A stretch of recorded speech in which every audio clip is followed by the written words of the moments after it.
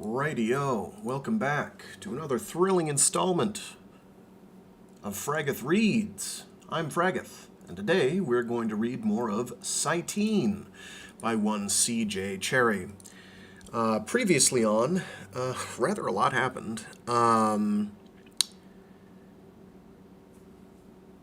Justin is given his marching orders to go to Ariane Emory's apartments after dark, and rather unpleasant things happen to him. Pleasure, pain, sweet.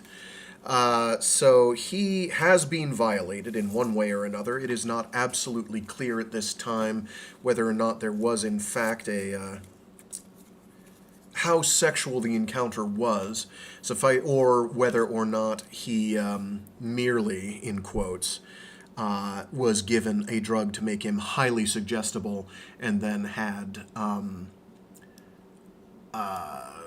ASI pleasure tape blasted into his brain. Either way, he's being violated, which he kind of was afraid was going to happen, and rightly so, as it turns out. Some attempt has been made to program him, in other words, and he's aware of this but not happy about it. He's not sure if subliminals have been packed in there that'll make him do things he wouldn't otherwise. Big question marks all around. Anyway, Ariane Emory is a bit of a monster. Definitely not the boss you want to have, and certainly not the boss you want to have when they have power over you. As she most certainly does. At any rate, she does find out about a bit more about the plot to ship Grant out, and it turns out things have gone a bit awry on that score. A bunch of abolitionists, in fact, have gotten a hold of him. We'll learn more about what that means later. And they tried to do some kind of head job on him, some degree of reprogramming. We're not sure how much that took, because after Ariane Emory finds out that, he's been shanghaied, she sends Reseune security to storm the place and recover him, which is ultimately successful, although a whole bunch of his kidnappers are killed in front of him. He's traumatized. He isn't at this point sure whether or not Justin and Jordan deliberately sent him into this situation, because he's an ASI, and you sort of have to question these things. And he's a clever ASI, so he's going to catastrophize more if permitted. But they have gotten him back, but now he has to be medicated for his trauma, and they have to check to see if he's all right. He's not, but we're going to see just how all right he is. So basically, all of the machinations that Justin and Grant attempted to do in order to get free of Ariane Emory's influence, and so that they couldn't be held as poker chips against Jordan Warwick, have failed. It's failed miserably.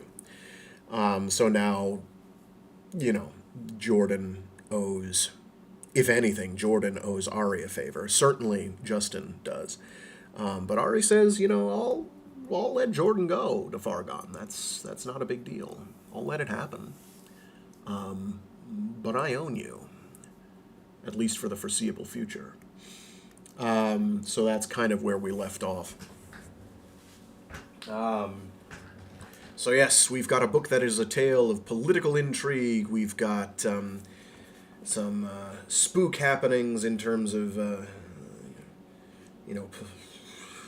spying on people, trying to discern what people are up to.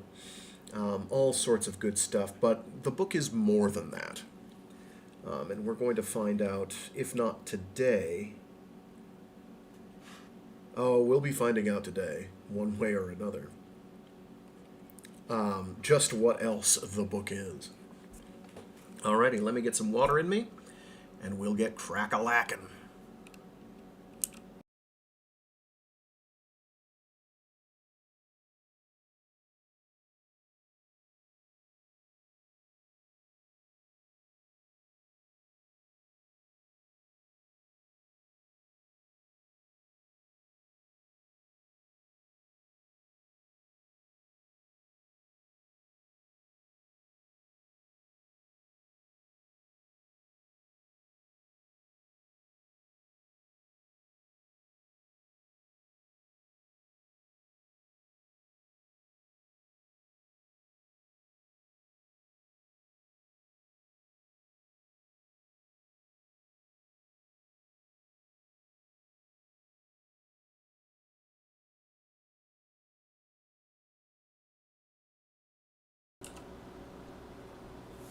Verbal text from Patterns of Growth, a tape study in genetics.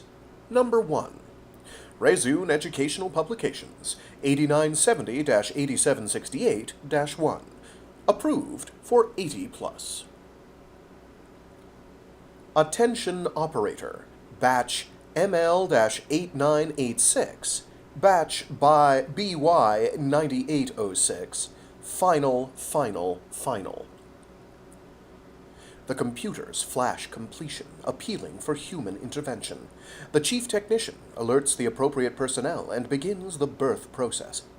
There are no surprises. The womb tanks, gently moving and contracting, have all manner of sensors. The two ML-8986s, female, Mu class, have reached the mandated 4.02 kilo birth weight. There are no visible abnormalities. The two BY9806s, Gamma class, are likewise in good health. The techs know their charges. The BY9806s, highly active, are favorites, already tagged with names, but the names will not stay with them. The techs will have no prolonged contact with them. The wombs enter labor state, and after a space send their contents sliding down into fluid-cushioned trays and the gloved hands of waiting techs. There are no crises. There is little stress. The Mu-class females are broad-faced, placid, with colorless hair. The two betas are longer, thin-limbed, with shocks of dark hair, not so handsome as the Mu-classes. They make faces, and the techs laugh. The cords are tied, the afterbirth voided from the bottom of the tray, and clear, warm water gives the infants their first baths. The techs weigh them as a formality, and enter the data on a record which began with conception 295 days ago, and which will have increasingly fewer entries as the infants pass from a state of total moment-by-moment dependency into the first unmonitored moments of their lives. As the attendants receive them, wrap them in soft white blankets, to be tenderly handled, held, and rocked in Azzy arms. In intervals between diaper changes and feeding, they lie in cribs which, like the wombs, gently rock, to the sound of human heartbeat and distant voice, the same voice that spoke to them in the womb, soft and reassuring. Sometimes it sings to them. Sometimes it merely speaks. Someday it will give them instruction. The voice is tape. As yet it is only subliminal, a focus of confidence.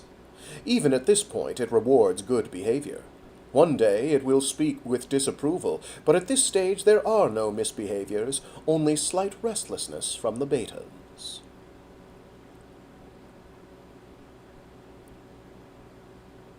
Batch AGCULT-789X. Emergency. AgCult-789X is in trouble. The experimental gene set is not a success, and after staff consultations, a tech withdraws life support and voids AgCult-789X for autopsy. The Azzy techs swab out the womb, flush it repeatedly, and the chief tech begins the process that will coat it in bioplasm. It will receive another tenant as soon as the coating is ready. The staff waits results. The staff waits results of the autopsy before it attempts the fix. In the meanwhile, the womb receives the male egg AgCult 894, Same species. This is not the first failure. Engineering adaptations is a complex process, and failures are frequent. But AgCult 894 is a different individual with a similar alteration. There is the chance it will work. If it fails, it will still provide valuable comparisons. Reshaping the land and altering the atmosphere is not enough to claim a world for human occupation. The millions of years of adaptation which interlocked Terran species into complex ecosystems are not an option on Cyteen. Reseune operates in the place of time and natural selection. Reseune operates in the place of time and natural selection. Like nature, it loses individuals, but its choices are more rapid and guided by intelligence. Some argue that there are consequences to this, a culling of the ornamental and non-functional elements which give Terran life its variety, with an emphasis on certain traits and diminution of others. But Reseune has lost nothing. It plans deep space arcs, simple tin cans parked around certain stars, vessels without propulsion, inexpensive to produce, storage for genetic material in more than one location, shielded and protected against radiation. They contain actual genetic samples, and digital recording of gene sets, and records to enable the reading of those gene sets by any intelligence advanced enough to understand the contents of the arcs. 1,000,000 years was sufficient for humankind to evolve from primitive antecedents to a spacefaring sapient. 1,000,000 years from now, humankind will, thanks to these arcs, have genetic records of its own past and the past of every species to which Reseune has access, of our own heritage and the genetic heritages of every life-bearing world we touch, preserved against chance and time. The arcs preserve such fragmentary codes as have been recovered from human specimens thousands of years old, from Terran gene pools predating the development of gene banks in the 20th century, from the last pre-mixing gene pools of the mother world, and from remains both animal and human preserved through centuries of natural freezing and other circumstances which have preserved some internal cellular structure. Imagine the difference such reference would Yes. Imagine the difference such reference would make today if such arcs had preserved the genetic information of the geologic past. Earth, thus far unique in its evidences of cataclysmic extinctions of high life forms, might, with such libraries, recover the richness of all its evolutionary lines and solve the persistent enigmas of its past. Reseune has never abandoned a genetic option. It has seen to the preservation of those options to a degree unprecedented in the history of the human species, and, working as it does with a view toward evolutionary change, has preserved all the possible divergences.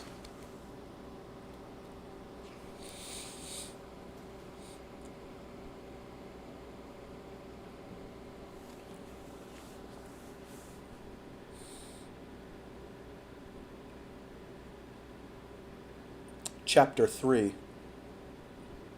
1. Time stopped being. There was just the tape flow, mostly placid, occasionally disturbing. There were intervals of muzzy waking, but the trank continued, until now that Grant drifted closer to the surface. "Come on, you've got a visitor," someone said, and a damp cloth touched his face. The washing proceeded downward, gently, neck and chest, with an astringent smell. "Wake up." He slitted his eyes. He stared at the ceiling while the washing proceeded, and hoped they would let him loose, but it was not much hope. He wished they would give him trank again, because the fear was back, and he had been comfortable while it lasted. He grew chill with the air moving over damp skin. He wanted the sheet back again. But he did not ask. He had stopped trying to communicate with the people that handled him, and they did not hurt him any more. That was all he asked. He remembered to blink. He saw nothing. He tried not to feel the cold. He felt a twinge when the tech jostled the needle in his arm. His back ached, and it would be the most wonderful relief if they could change the position of the bed. There. The sheet settled over him again. A light slap popped against his face, but he felt no pain.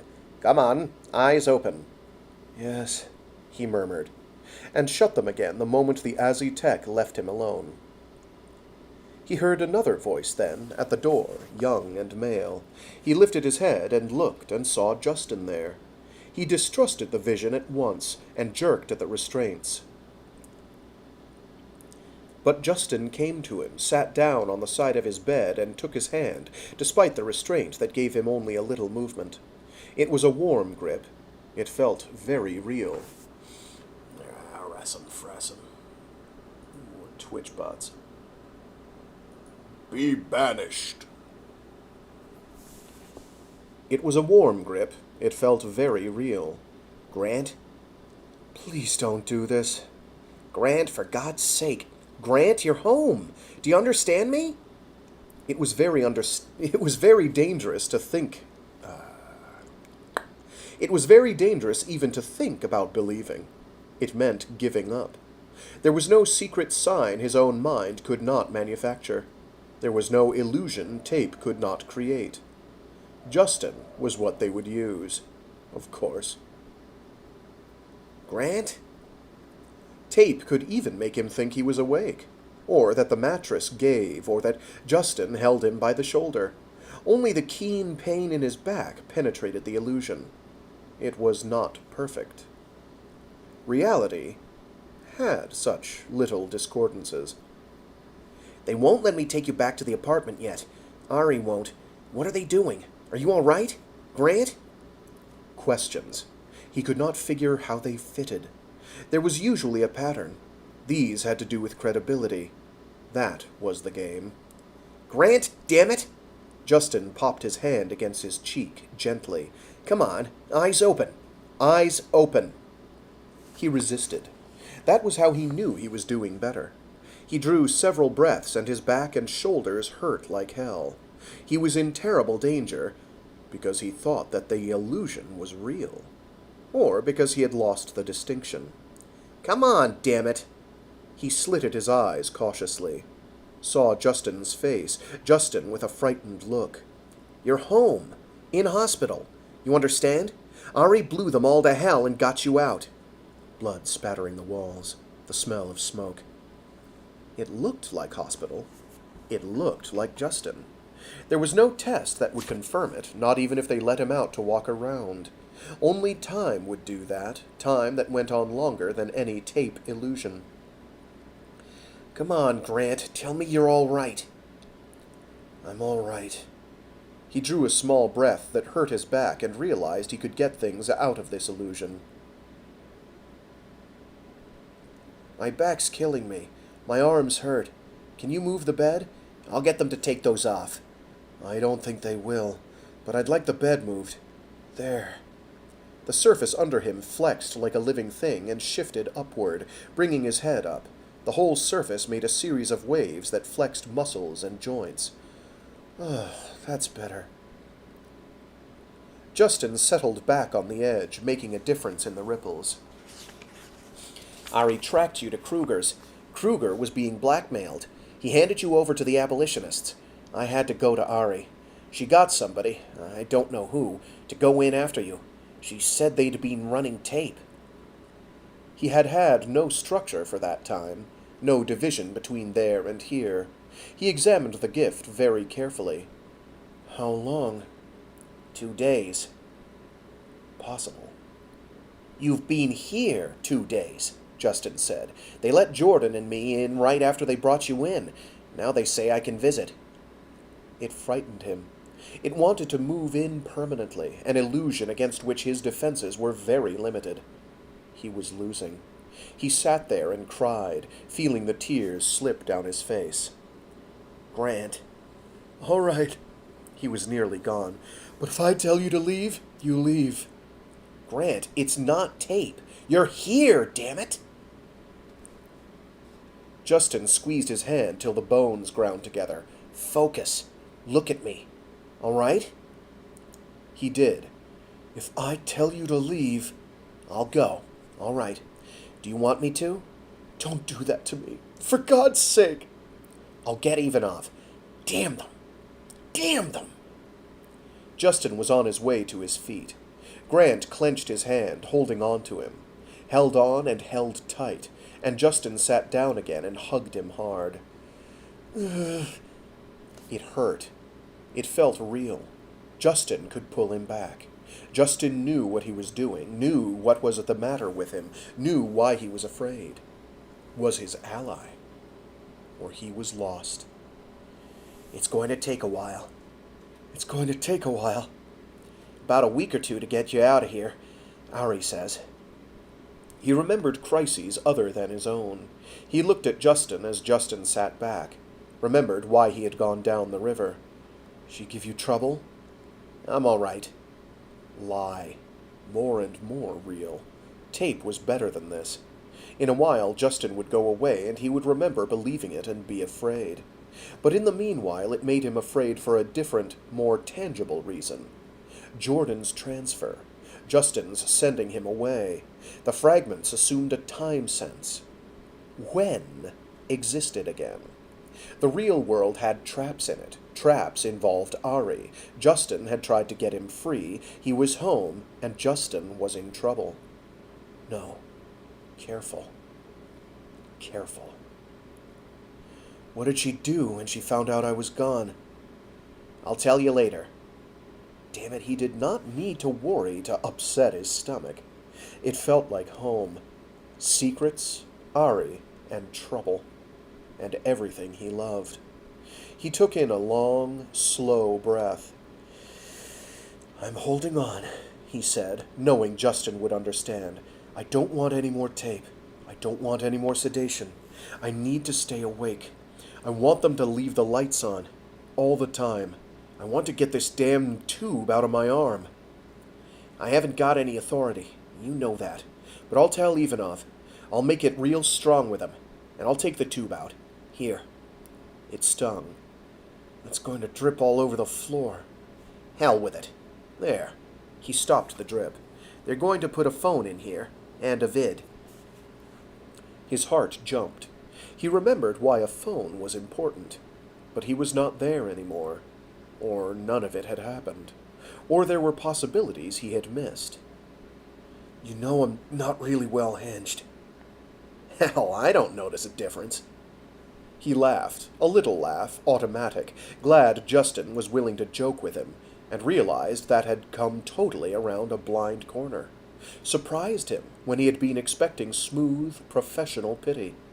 It was not a funny laugh. Surprise laugh.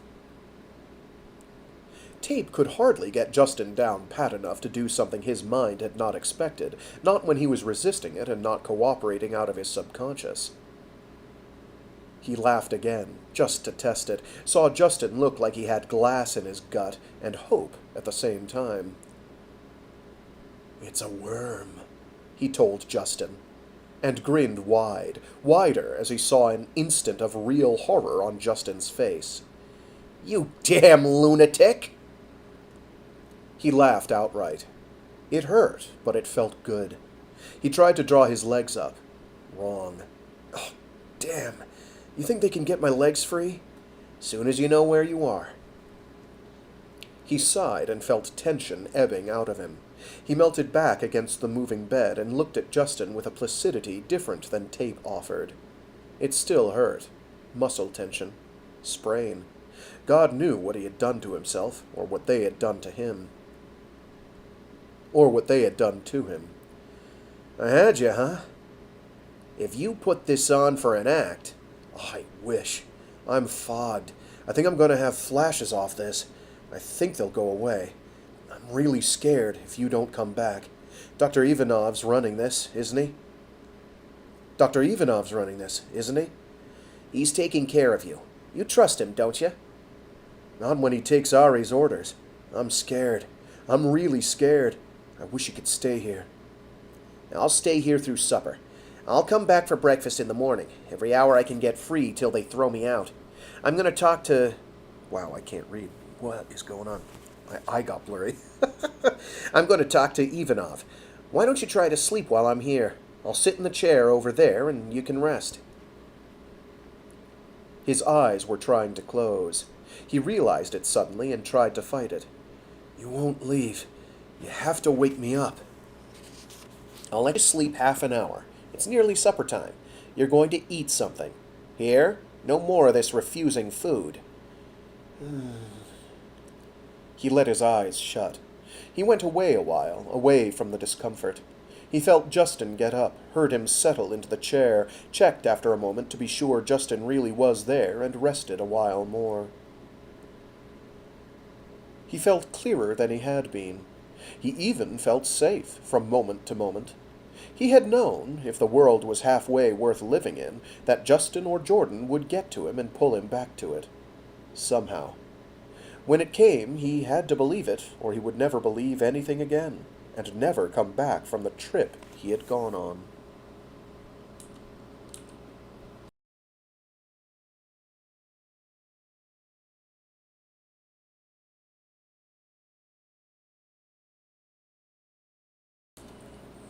Two. The reports came in, and Giraud Nye gnawed his stylus and stared at the monitor with stomach-churning tension. The news services reported the kidnapping of a Reseune Azzy by radical elements, reported a joint police-Reseune security raid on a remote precip station on the heights above Big Blue, with explicit and ugly interior scenes from the police cameras. The Azzy, spattered with the blood of his captors, being rescued and bundled aboard a police transport. It had taken something for sharpshooters and Outback gear to hike in, break into the garage via a side door, and make a flying attack up the stairs. 1 officer wounded. 3 radical abolitionists killed in full view of the cameras. Good coverage and bodies accounted for, which left no way for Yanni Marino and the abolition centrists to raise a howl and convoke counsel. Publicly, Marino was distancing himself as far and as fast as he could from the incident. Roche was deluging the Ministry of Information with demands for coverage for a press conference. He got nothing. Which meant that the police would be watching Roche very carefully. The last time Roche got blacked out, someone had unfurled a huge full abolition banner in the Novgorod subway and sabotaged the rails, snarling traffic in a jam the news services could not easily ignore. God knew it had not won Roche the gratitude of commuters, but he had his sympathizers, and a little display of power meant recruits. About time, he thought, to do something about Roche and Defort. Thus far they had been a convenient embarrassment to Corain and to Marino, discrediting the centrists. Now Roche had crossed the line and become a nuisance. Convenient, if the damage to Grant had been extreme. A before and after clip given to the news services would show the abolitionists up for the hounds they were. Honest citizens never saw a mind wipe in progress, or botched. Convenient if they could take the Azzy down for extreme retraining, or take him down altogether. God knew he was an alpha and a Warwick product, and God knew what Roche's tapes had done. He had rather be safe. He had told Ari as much. "Absolutely not," Ari had said. "What are you thinking of? In the first place, he's a lever. In the second, he's a witness against Roche. Don't touch him." Lever with whom? Giraud thought sourly. Ari was holding night sessions with young Justin, and Ari was, between driving Jane Strassen to ulcers over the refitting of Lab 1 and the relocation of 8 research students, so damned wrapped up in her obsession with the Rubin Project that nobody got time with her except her Azzy and Justin Warwick. "Got herself a major tryst. Lost youth and all that. Goes off and leaves me to mop up the mess in Novgorod. Don't touch Merrill or Kruger's. We don't want to drive the enemy underground. Cut a deal with Corain. That's not hard, is it?" "The hell." The phone rang. It was Warwick, Sr., demanding Grant's release to his custody. "That's not my decision, Geordie. Damn it, it doesn't seem to be anybody's, does it? I want that boy out of there." "Look, Geordie, I don't care whose fault it isn't. Geordie, you're damn lucky no one's prosecuting that kid of yours. It's his damn fault this came down. Don't yell at me. Petros says you're the one who has to authorize a release." That's a medical matter. I don't interfere in medical decisions. If you care about the boy, I'd suggest you let Petros do his job and stay. He passed the mess to you, Cherryh. So did Dennis. We're not talking about a damn records problem. We're talking about a scared kid, Cherryh. Another week? The hell with another week. You can start by giving me a security clearance over there, and get Petros to return my calls. Your son is over there right now. He's got absolute clearance, God knows why. He'll take care of him. There was silence on the other end. Look, Geordie, they say about another week. 2 at most. Justin's got clearance. He's with him right now. It's all right. I'm telling you, it's all right. They've stopped the sedation. Justin's got visiting privileges. I've got it right here on my sheet, all right? I want him out. That's real fine. Look, I'll talk to Petros. Is that all right? In the meantime, your kid's with Grant, probably the best medicine he could get. Give me a few hours. I'll get you the med reports. Will that satisfy you? I'll be back to you. Fine. I'll be here.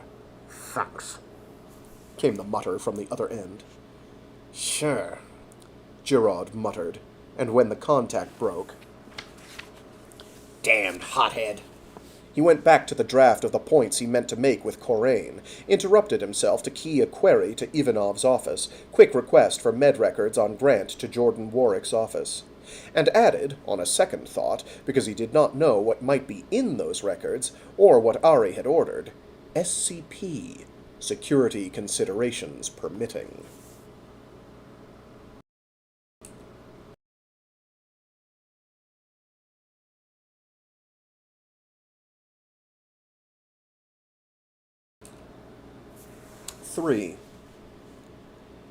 The new separator was working. The rest of the equipment was scheduled for checkout.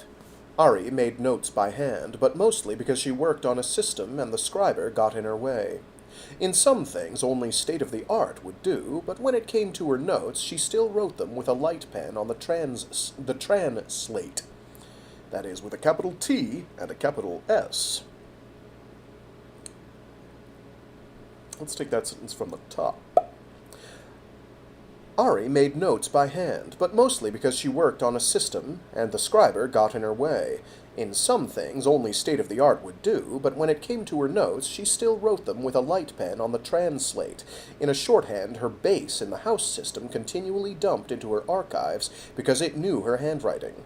Old-fashioned program, but it equally well served as a privacy barrier.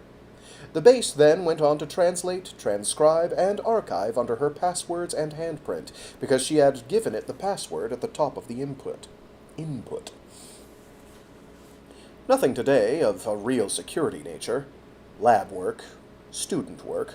Any of the Aussie techs could be down here checking things, but she enjoyed this return to the old days. She had helped wear smooth the wooden seats in Lab 1, hours and hours over the equipment, doing just this sort of thing, on equipment that made the rejected separator look like a technologist's dream. That part of it she had no desire to recreate. But quite plainly, she wanted to say I in her write-up of this project. She wanted her stamp on it and her hand on the fine details right from the conception upward. I was most careful in the initiation of this project. I prepared the tank. There were very few nowadays who were trained in all the steps. Everyone specialized. She belonged to the colonial period, to the beginnings of the science. Nowadays there were colleges turning out educated apes, so named scientists who punched buttons and read tapes without understanding how the biology worked. She fought that push-the-button tendency put an especially high priority on producing methodology tapes, even while Reseune kept its essential secrets. Some of those secrets would come out in her book. She had intended it that way. It would be a classic work of science, the entire evolution of Reseune's procedures, with the Rubin Project hindmost in its proper perspective, as the test of theories developed over the decades of her research. In Principio was the title she had tentatively adopted. She was still searching for a better one. The machine came up with the answer on a known sequence. The comp blinked red on an area of discrepancy. Damn it to bloody hell. Was it contamination, or was it a glitch-up in the machine? She made the note, mercilessly honest, and wondered whether to lose the time to replace the damn thing again and try with a completely different test sample, or whether to try to ferret out the cause and document it for the sake of the record. Doing the former was a dirty solution. Being reduced to the latter, and, God help her, failing to find solid evidence, which was a good bet in a mechanical glitch-up, made her look like a damn fool or forced her to have recourse to the techs more current with the equipment. Dump the machine and consign it to the techs, run the suspect sample in a clean machine, and install a third machine for the project with a new sample run. Every real-life project is bound to have its glitch-ups, or the researcher is lying. The outer lab door opened. There were distant voices. Florian and Catelyn. And another one she knew. Damn. "Jordan?" she yelled, loud enough to carry. "What's your problem?" She heard the footsteps. She heard Florian's and Catelyn's. She had confused the Azzy, and they trailed Jordan as far as the cold lab door. "I need to talk to you." "Jordy, I've got a problem here. Can we do it in about an hour? My office?" "Here is just fine. Now. In private." She drew a long breath. Let it go again. Grant, she thought, or Merrill and Coraine. "All right. Damn, we're going to have Jane and her clutch traipsing through the lab out there in about 30 minutes. Florian, go over to B and tell them their damn machine won't work." She turned and ejected the sample. "I want another one. We'll go through every damn machine they've got if that's what it takes. I want the thing cleaner than it's providing. God, what kind of tolerances are they accepting these days? And you bring it over yourself. I don't trust those aides. Catelyn, get up there and tell Jane she can take her damn students somewhere else. I'm shutting down this lab until I get this thing running." She drew a second long breath and used the Waldo to send the offending sample back through cryogenics, then ejected the sample chamber to a safe cell and sent it the same route. When she turned around, the Azzy were gone, and Jordan was still standing there.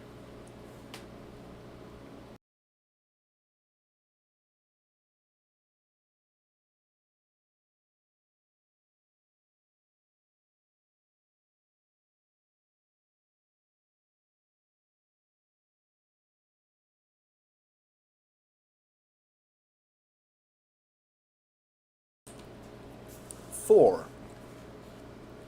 It was a hike from the hospital over to the house itself, a long roundabout if the weather made it necessary to go through the halls and the tunnel, a good deal shorter to walk over under open sky.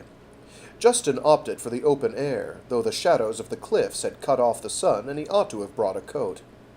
He got tape flash. He got it almost everywhere. The sensations got to him most, and his stomach stayed upset.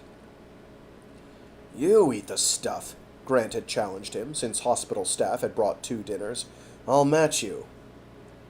He had gotten it down. He was not sure it was going to stay there. It had been worth everything to have Grant able to sit up and laugh. They had let him free to have his supper, and Grant had sat cross-legged in bed and managed the dessert with some enthusiasm, even if the nurses said they were going to have to put the restraints back on when he was alone for the night. He would not have left for the night at all, and Ivanov would have let him stay, except he had an appointment with Ari, and he could not tell Grant that. Late work at the lab, he had said. But Grant had been 100% better when he had left him than when he had come in. Quickly exhausted, but with liveliness in his eyes, the ability to laugh, perhaps a little too much, perhaps a little too forced, but the way the eyes looked that said Grant was back again. Just when he was leaving, the mask had come down, and Grant had looked sober and miserable. "Back in the morning," Justin had promised. "Hey, you don't have to. It's a long walk over here." "I want to, all right?" And Grant had looked ineffably relieved. That was the good in the day. It was worth everything he paid for it. He felt for the first time since that day in Ari's office that there might be a way out of this. If Ari had enough to keep her busy, He thought of Grant and Ari, Grant already on the edge of his sanity. Grant, who had the looks, the grace that every girl he had ever known had preferred to him. He waded through tape flash that diminished only to shameful memory, through a muddle of anguish and exhaustion. He was not going to be worth anything. He wanted to go somewhere and be sick. He could call Ari and plead that he was sick. Truly he was. He was not lying. She could ask him the next time he... Oh, God. But then there was the agreement that let him get to Grant. There was the agreement that promised Grant would be free. She could mind-wipe Grant. She could do anything. She had threatened Jordan. Everything was on him, and he could not tell Grant, not in the state Grant was in. He took in his breath and slogged on down the path that led around the corner toward the main door. A jet was coming in. He heard it. It was ordinary. Reseune air flew at need, as well as on a weekly schedule. He saw it touch down, walking along by the gravel bed and the adapted shrubbery that led to the front doors. The bus started up from in front of the doors and passed him on its way around the drive and down toward the main road. On its way to pick up someone on the jet, he reckoned, and wondered who in the house had been downriver in all this chaos. He walked in through the automatic doors, using his keycard in the brass slot, clipped the keycard back to his shirt, and headed immediately for the lift that would take him up to his apartment. Phone Jordan first thing he got in, and tell him Grant was better. He wished he had had time to call while he was in the hospital, but Grant had not wanted him out of his sight, and he had not wanted to upset him. Justin Warwick. He turned and looked at the security guards, putting their presence together with the plane and the bus, and instantly thought that some visitor must be coming in. Come with us, please. He indicated the lift buttons. I'm just going up to my room. I'll be out of here. Come with us, please. Ah, damn, just use the comm. Ask your supervisor. You don't touch me! As one of them reached for him. But they took him by the arms and leaned him up against the wall. My God, he said, unnerved and exasperated, as they proceeded to search him thoroughly. It was a mistake. They were Azzy. They got their instructions upside down, and they went damned well too far. They wrenched his arms back, and he felt the chill of metal at his wrists. Hey! The cuffs clicked shut. They faced him about again and walked him down the hall. He balked, and they jerked him into motion, down the hall toward the security office.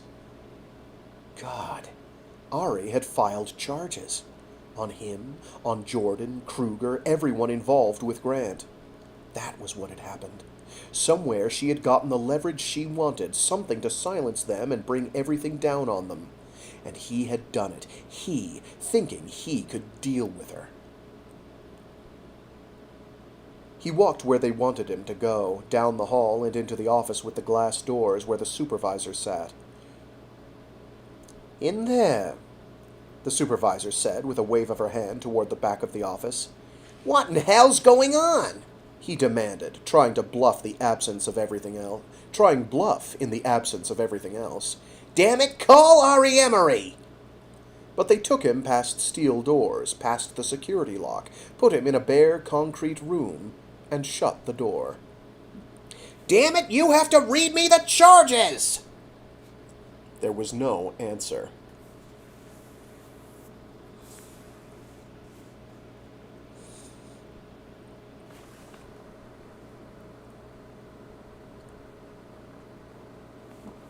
Five.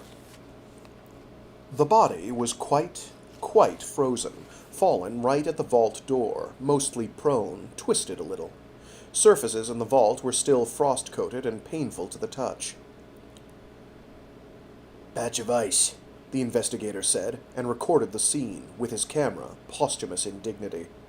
Ari would have resented that like hell, Gerard thought, and stared at the corpse, still unable to think that Ari was not going to move, that stiff limbs and glazed eyes and half-open mouth were not going to suddenly find life. She was wearing a sweater. Researchers would, who worked in the antiquated cold lab, nothing heavier. But no cold suit would have saved her.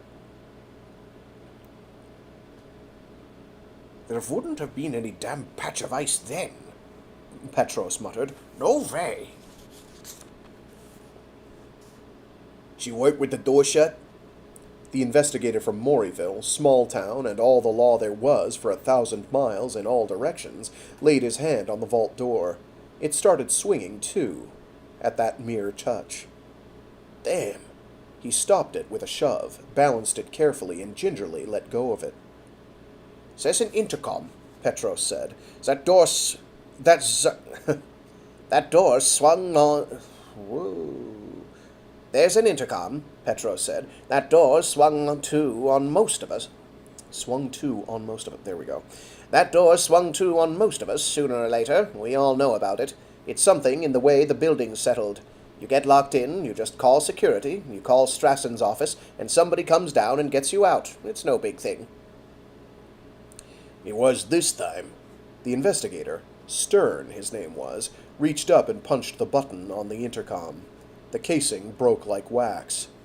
Cold. I want this piece, he said to his assistant, who was following him with a scriber. Does anyone hear? There was no sound out of the unit. Not working. Maybe it's the cold, Gerard said. There wasn't any call. Pressure drop was the first you knew something was wrong. Pressure in the liquid nitrogen tank. The techs knew. I got a call a minute or so later. Wasn't there an on-site alarm? It sounded, Gerard said, indicating the unit on the wall. Down here. No one works back here. The way the acoustics are, no one could figure out where it was coming from. We didn't know till we got a call from the techs that it was a nitrogen line. Then we knew it was the cold lab. We came running down here and got the door open. And the Azzy weren't here, just Jordan Warwick, who was back upstairs when the alarm went off. I want a report on that intercom unit. We can do that, Gerard said. Better if my office does. You're here for official reasons, for the record. This is not your jurisdiction, Captain. Stern looked at him, a heavy-set, dour man with the light of intelligence in his eyes.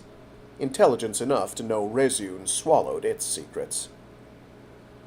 And that, since Reseune had friends high in internal affairs, promotion or real trouble could follow a decision. I think, Stern said, I'd better talk to Warwick. It was a cue to retire to private interviews. Gerard's first impulse was to follow him and cover what had to be covered. His second was a genuine panic, a sudden realization of the calamity that had overtaken Reseune, overtaken all their plans, the fact that the brain that had been so active, held so much secret, was no more than a lump of ice. The body was impossible, frozen as it was, to transport with any dignity. Even that simple necessity was a grotesque mess. And Corinne, this is going to hit the news services before morning. What in hell do we do? What do we do now? Ari, damn it, what do we do?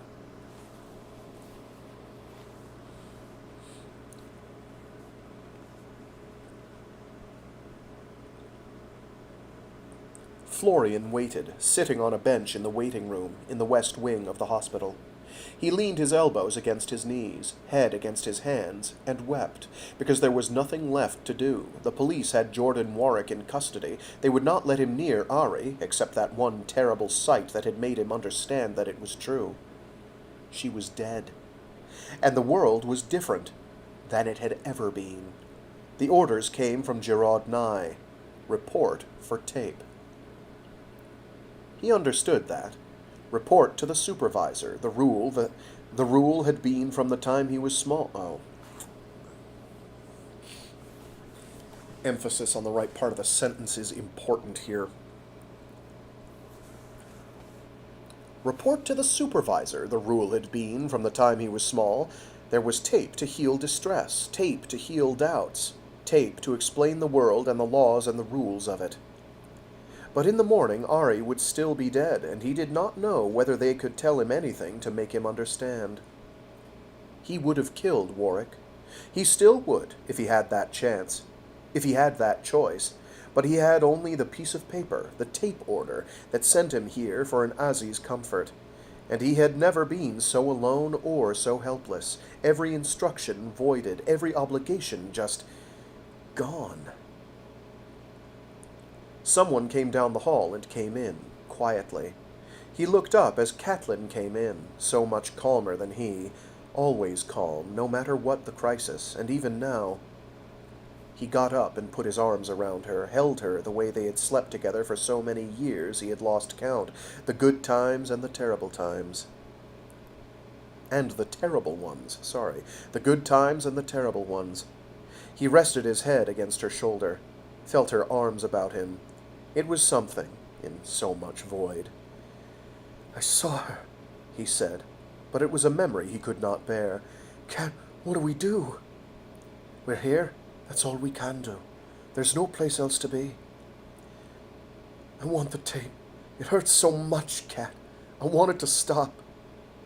She took his face between her hands and looked in his eyes. Hers were blue and pale, like no one else's he knew. There was always sober sense in Cat. For a moment she frightened him. That stare was so bleak, as if there was no hope at all.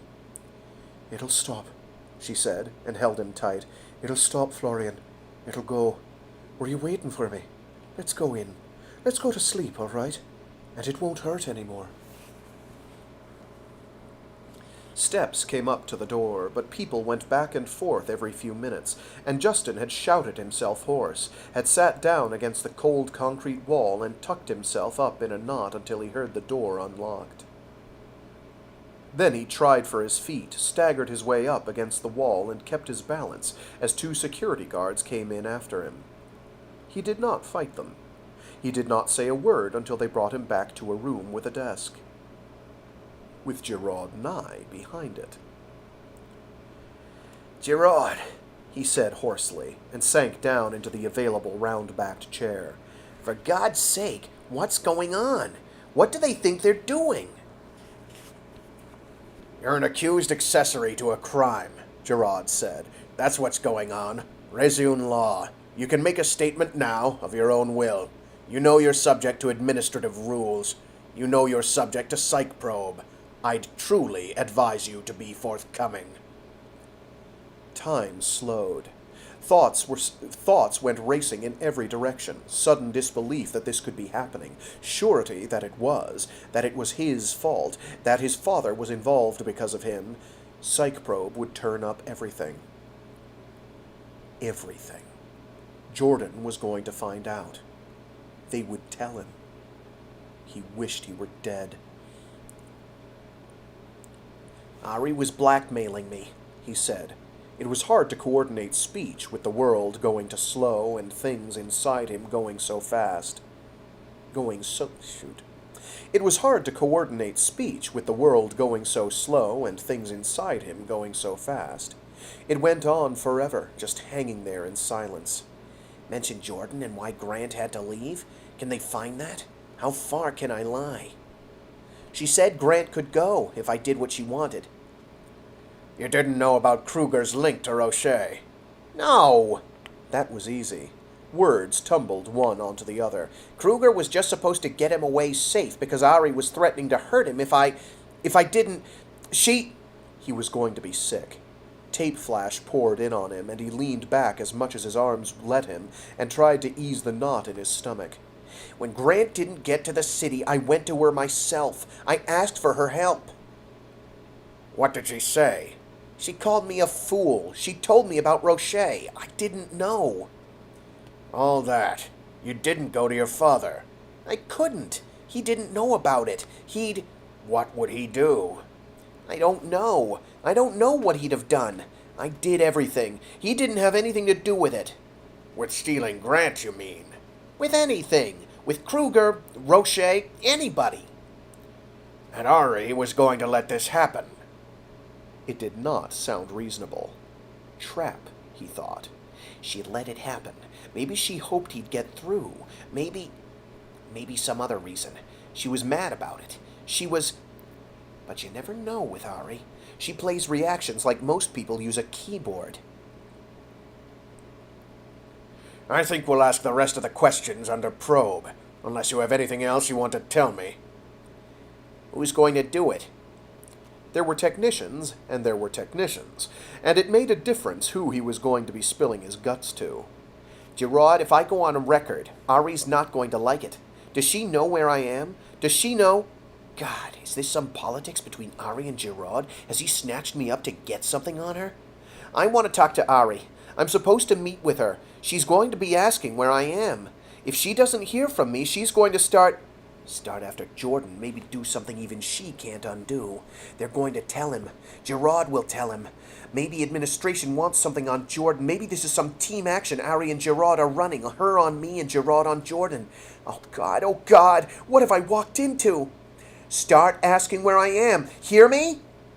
I don't think so. And I'm going to be asking the questions myself. You want to walk down to the room, or are you going to make trouble about it? It'll go worse if you fight it, in all senses. You understand that. I just want to make sure you remember it. I'll walk. Fine. Gerard got up, and Justin sat forward and got up on shaking legs. He was halfway numb with cold, and the thoughts that had tumbled one onto the other lost all variety, became just a circle without escape. He walked out the door Gerard opened for him, walked ahead of Gerard and the waiting guards, down the hall to a place he had heard about all his life, a room very like the rooms over at the hospital, in that wing where Ozzy came for tape adjustment, green walls, a plain couch. There was a camera rig in the corner. Shirt, Gerard said. He knew what they wanted. He peeled it off and laid it on the counter. He sat down on the couch and took the shot one of the Azzy had ready for him, tried to help them attach the sensors, because he always did his own, with tape. It's actually not a capital T, so I'm not sure if it's tape or tape. Tape as in goo gluing it to his head, or tape as in the stuff they run through your brain. Because he always did his own, with tape. But his coordination was shot. He let himself back in the hands that reached to help him, felt them lift his legs up onto the couch. He felt them working with the patches. He shut his eyes. He wanted to tell Gerard to send the Azzy out, because what he had to say involved Ari, and the Azzy who heard that would be in for selective wipe. There was no else about it. Gerard asked him questions, gently, professionally. He was aware of the first ones, but that slipped. He could have been in the hands of one of the techs, but Gerard was the best interrogator he could have hoped for. Quiet and not given to leaving an emotional load behind him. Professional, that was all. And if Gerard was checking the truth, Gerard was at least trying to find out what it was. Gerard told him so. And under the drug, it was true. Gerard would not be shocked at what Ari had done. He had lived too long and seen too much. Gerard was truly sorry for him, and believed everything he said. A young boy of his qualifications in Ari's vicinity, he had to understand this was not the first time. That Ari would try to work leverage on his father, of course. Who could doubt it?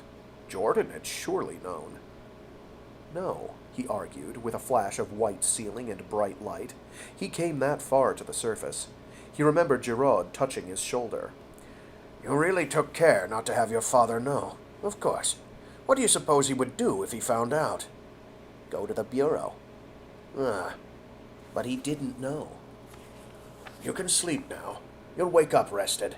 You can let go. You won't fall. Something was still wrong. He tried to lay hold of it, but it slid sideways, out of his vision.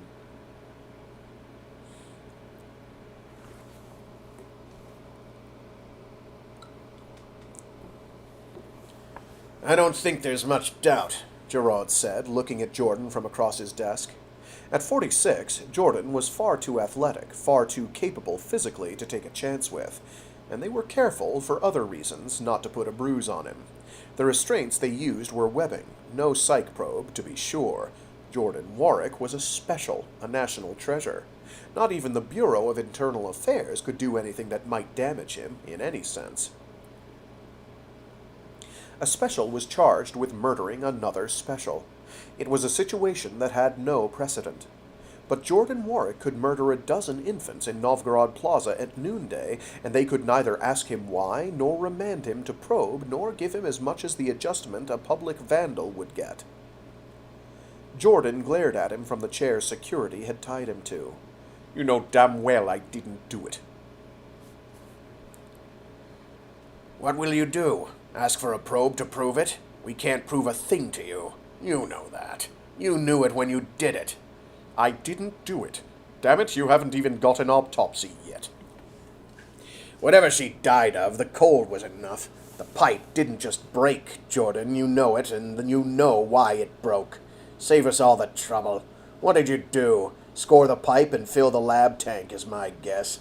Fill the lab tank to capacity, then stop the main valve and turn the backflow pump to max capacity. I just repeated the start of that line. Fill the lab tank to capacity, then stop the main valve and turn the backflow pump to max. That'd blow the line at its weakest point, wherever someone damaged it. "So you know how to do it. You seem to know the plumbing a hell of a lot better than I do. I do my work with a computer, Cherryh, a keyboard. I'm sure I never cared where the pipes run in Wing 1 lab. I don't understand the cryogenic systems, and I never cared to learn. There's one other thing wrong with your theory. I haven't got access there." Justin does. His Ozzy had. "Oh, you're really reaching. Grant's in hospital, remember?" We've questioned your son. We're starting to question the Ozzy. Yours and his. Jordan's face settled into stony calm. "You won't turn up a damn thing because there isn't anything to turn up. You're going to have charges up to your eyeballs, Gerard. You had better plan on it." No, I won't, because I know your motive. "What motive?" Gerard punched a button on the office recorder on a preloaded clip.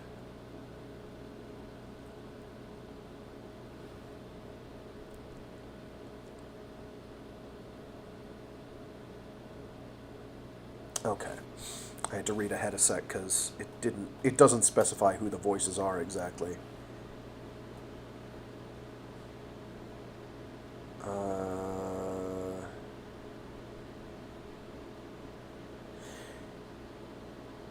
He passed the mess to you, Cherryh. So did Dennis. We're not talking about a damn records problem. We're talking about a scared kid, Cherryh. Another week. The hell with another week. You can start by giving me a security clearance over there and get Petros to return my calls. Your son is over there right now. He's got absolute clearance. God knows why. He'll take care of him. Pause. Look, Jordy, they say about another week. 2 at most. Justin's got clearance. End tape. What in hell has that got to do with anything? That's when you went down to see Ari, isn't it? Straight down there right after that conversation. Damn right. You wouldn't get off your ass. No.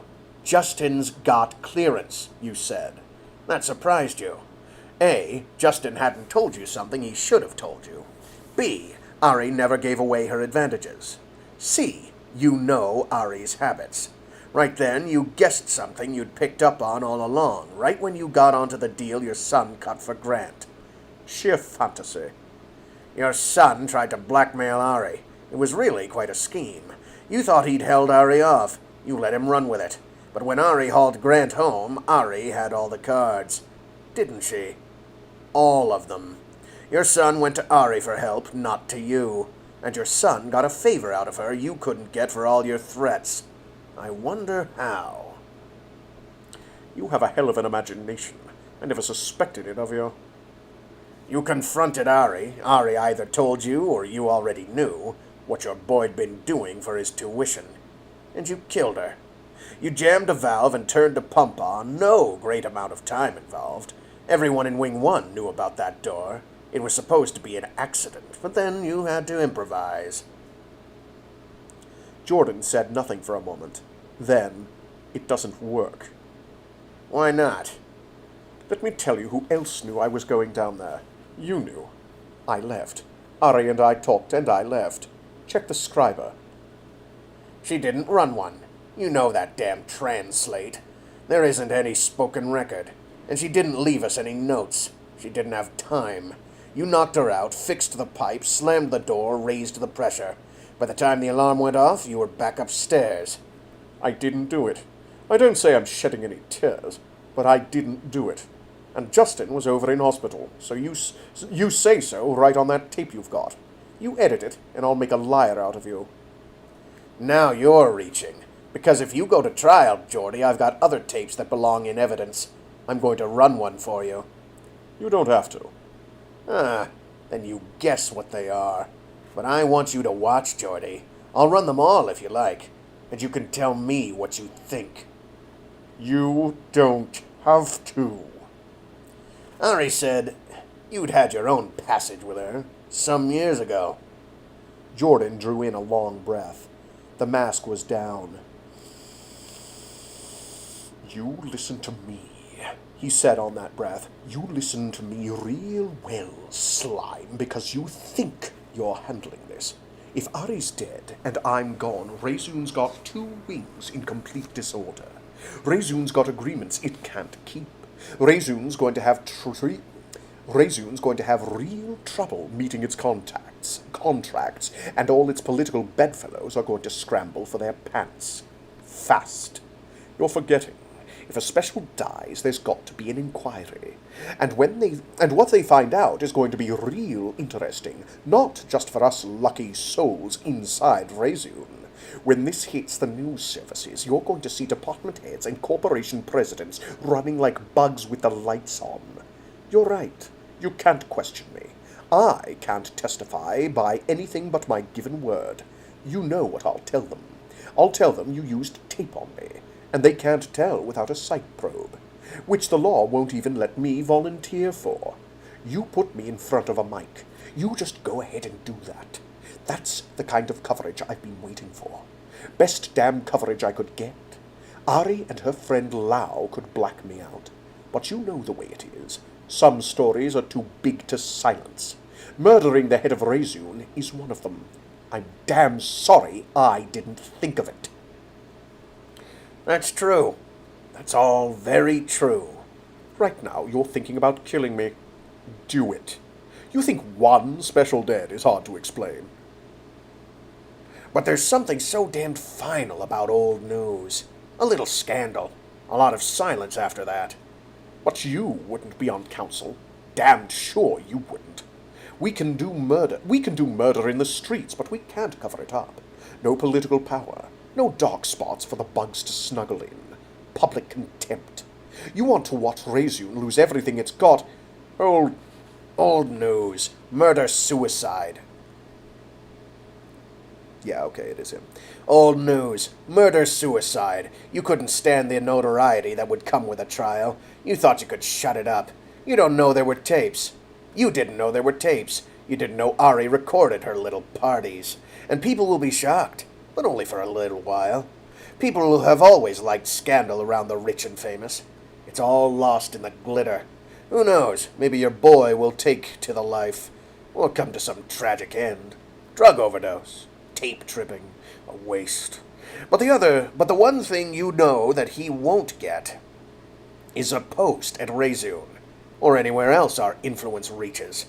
Not mentioning the other boy, the Azzy. It's probably a mistake to put him under interrogation. He's so fragile right now. But we have to get to the facts. Jordan did not so much as move for a long while. There's also, of course, Gerard said, Paul. Jordan shut his eyes. Defeat? Gerard asked.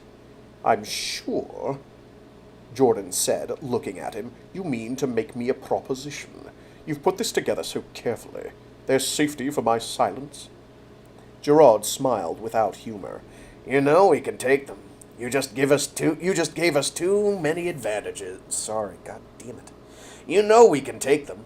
You just gave us too many hostages, Geordie, and you can't protect a one of them, except by following orders. You don't want your boy to live with that tape. You don't want him prosecuted. You don't want the Krugers up on charges and your friend Merrill dragged into court and all your friends in council tied to it, one string after another. There's just no place an investigation like this ends once you started moving.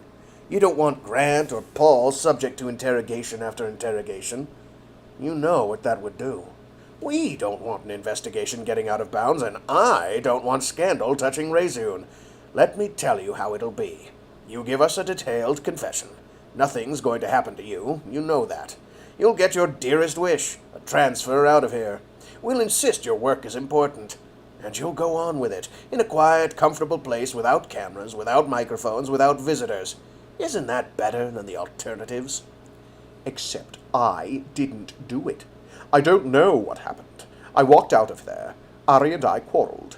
I accused her of blackmailing my son. She laughed. I left. I didn't threaten her. I didn't say a thing. You know I'd be a damn fool to tell Ari what I intended, and it didn't include murder. I didn't know. That's the plain truth. I hadn't made up my mind to go to the Bureau. I wasn't sure if there wasn't a way to buy her off. Now we have a different truth. Do we get one an hour? It is the truth. But you can't be psych-probed. You can't prove what you witnessed. Or did. You can't prove a damned thing. So we're back to where we started. Frankly, Geordie, I don't care whether you did it.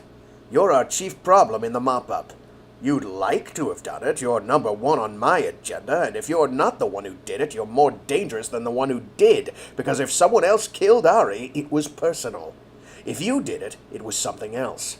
So we'll examine hell out of those pipes, the valves, the whole system. If we don't find evidence, we'll make it, quite frankly. And I'll give you the whole script you can use for the Bureau. You stick to that story, and I'll keep my end of the bargain. Just ask for what you want. Anything within reason. You plead guilty, you take the hit, you just retire to a comfortable little enclave, and everything will be fine. If not, I'm really afraid we'll have to take measures of our own. I want them transferred out of here. Justin, Grant, Paul. That's my price. You can't get that much. You can get their safety. That's all. They'll stay right here. If you change your mind, so can we. If you attempt escape, if you suicide, if you talk to anyone or pass a message of any kind, they'll pay for it. That's the deal. It's just that simple. A long, long silence. Then put them with me. Gerard shook his head. I'll be generous. I don't have to be, you understand. I'll give you Paul. I have some sympathy for you. Paul, of course, will be under the same restrictions. You won't touch him. What do you think? That I'd set him to spy on you? No, not him. Not your son. Not the Azzy. You keep your bargain, I'll keep mine. Do we have a deal? Jordan nodded after a moment. His mouth trembled, only slightly. You'll stay here, Gerard said, pending the internal affairs investigation. You'll be in detention. But you'll have reasonable comfort. Access to Paul, we can arrange that. We can manage that. Access to your son, only under very restricted circumstances. Let me advise you on that. That boy will try to help you. For his sake, you'd better stop it cold. You're probably the only one who can. Do we agree? Yes. I want to show you that tape I promised you. No. I think you should see it. I think you really should. I want you to think about it. What we can use if you can't provide political motives for your crime. I'm sure you can be convincing. I'm sure you can suggest radical connections. Centrist connections. But there has to be a motive. Doesn't there? He pressed a button. The wall screen lit. It was Jordan's face he watched. Jordan with his eyes fixed on the corner, not the screen. Jordan with a face like a carved image in the dimmed light, the flashes from the screen. Voices spoke. Bodies intertwined. Jordan did not look. But he reacted. He heard. Gerard had no doubt of it.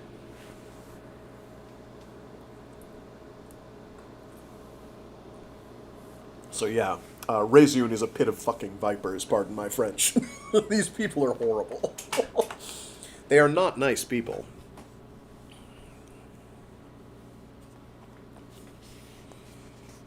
Let's see.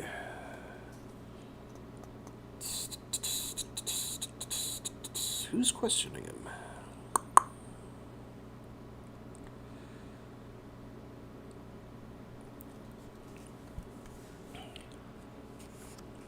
Did Jordan Warwick ever discuss in your presence his opinion of Ariane Emory? Yes, sir, Grant answered. He sat still at the desk, his hands folded in front of him, and watched the light on the scriber flicker, the little black box between himself and this man who said he was from the Bureau of Internal Affairs. He answered question after question. Justin had not come back. They had fed him and let him take a shower, and told him that a man would be interviewing him that afternoon. Then they had put him back to bed and put the restraints back on. So he supposed it was afternoon, or it was whatever they wanted it to be. He could become very angry at what they had done to him, but there was no use in it. It was what they wanted to do, and he had no way to prevent it. He was frightened, but that did no good either. He calmed himself and answered the questions, not trying to make a logic structure out of them yet, because that would affect his responses, and they would lead him then, and he would lead them, and it would become adversarial, which he did not want. He wanted to understand, but when he caught himself wanting it too much, he turned everything off, in that way he had learned when he was very, very small. As a tactic. Perhaps it helped him. Perhaps it was another of the differences between himself and Justin, between himself and a born man. Perhaps it made him less than human. Or more. He did not know. It was only useful, sometimes, when he knew that someone wanted to manipulate him. He just became not there. The information flowed. They would take it when he was unconscious if he did not give it freely, and he expected they would check it by psych probe anyway, no matter. He would put it together later, recalling the questions, just what he had been asked and what the answers were. Then he might be able to think. But not now. Not there, that was all. Eventually, the man from Internal Affairs was not there, too. Others appeared, and the illusions of doors opened. The next place was the psych lab. Then was the hardest thing, to flow with it, to be not there through the interrogation under drugs. To walk the line between there and not there took a great deal of concentration, and if he began to wobble and went too far into not there and stayed too long, then it would be hard to find his way back again. There tried to find its way into his thinking, with doubt that Justin had ever come to his room, with suspicion that, if he had, Ari's wrath had finally come down on them, and Justin and Jordan were being charged with his abduction. But he drove that out. He did not fight the techs as he had the men, if ever they had been real.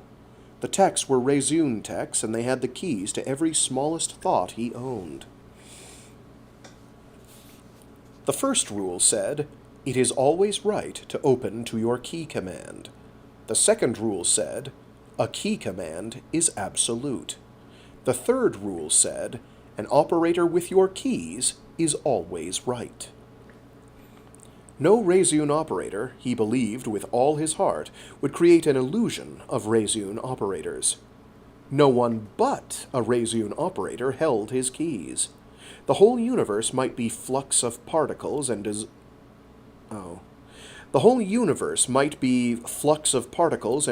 about him, but in it he existed, and the operator who had his keys existed. Justin might never have existed at all. There might be no such place as Reseune and no such world as Cyteen.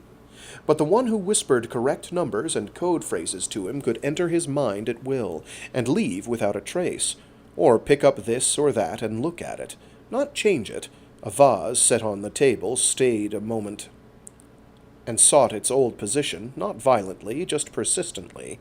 The other face belongs out. It would take many such entries, many rotations of the same vase, many distractions, like moving another table, shifting the couch about, before the vase would stay a while in its new orientation. Even then it would tend to go back, over time. Easier if the visitor said, "We're going to rearrange this one room," and showed him the key, and ordered him to stand aside and watch. and then explained how all of it was going to fit together with the rest of the house, after which, if it truly worked, he would have less and less apprehension about it. As it was, this visitor was rough, and knocked things about and then cornered him and asked him questions, which made him anxious, because he was smart enough to know that occasionally tactics like that could be a distraction to get that vase on the table moved, or to avoid that obvious temptation and go for something he might not notice for a while. The visitor hit him once or twice and left him dazed. When he knew the door was closed, he lay there a while, and the vase that was in pieces picked itself up and mended itself, and the furniture straightened itself, and all the pieces started to go back again. I love the visual imagery of that section there. He had to lie there a long time, being sure that everything really was in its right place. The stranger could have done worse. The stranger could have gone a level deeper and chased him through deeper and deeper rooms until the stranger cornered him where there was no retreat. Then the stranger would have found a way into him, whereafter he would have been dragged inside himself, into dark territory the invader knew, and he would probe only reluctantly. That was not the way it was, of course. It was only the image he had, a child's picture, that a tech had helped him build. The vase was the tamper gate, the yes-no/are you safe gate. It was right at the entry, and any operator who tried to reassure him always rotated it just a little. This visitor had thrown it to the floor. He came out again in a room far more bleak and blank. Shadows came and went and spoke to him, but he was still largely not there. He was exhausted, and the rooms kept coming disarranged, the furniture flying about at random, requiring him to order it again, which meant he had to go inside a great deal, and these people kept hitting him, blows on the cheek which felt like the flesh was deadened there. They spoke to him, but the words flew apart in pieces. He had no time for them. He was coming apart inside, and if they woke him up, he was not so sure things would go back where they belonged. Someone gave him the key words the last visitor had left, and insisted he wake up, after which he was looking at Petros Ivanov sitting on his bed.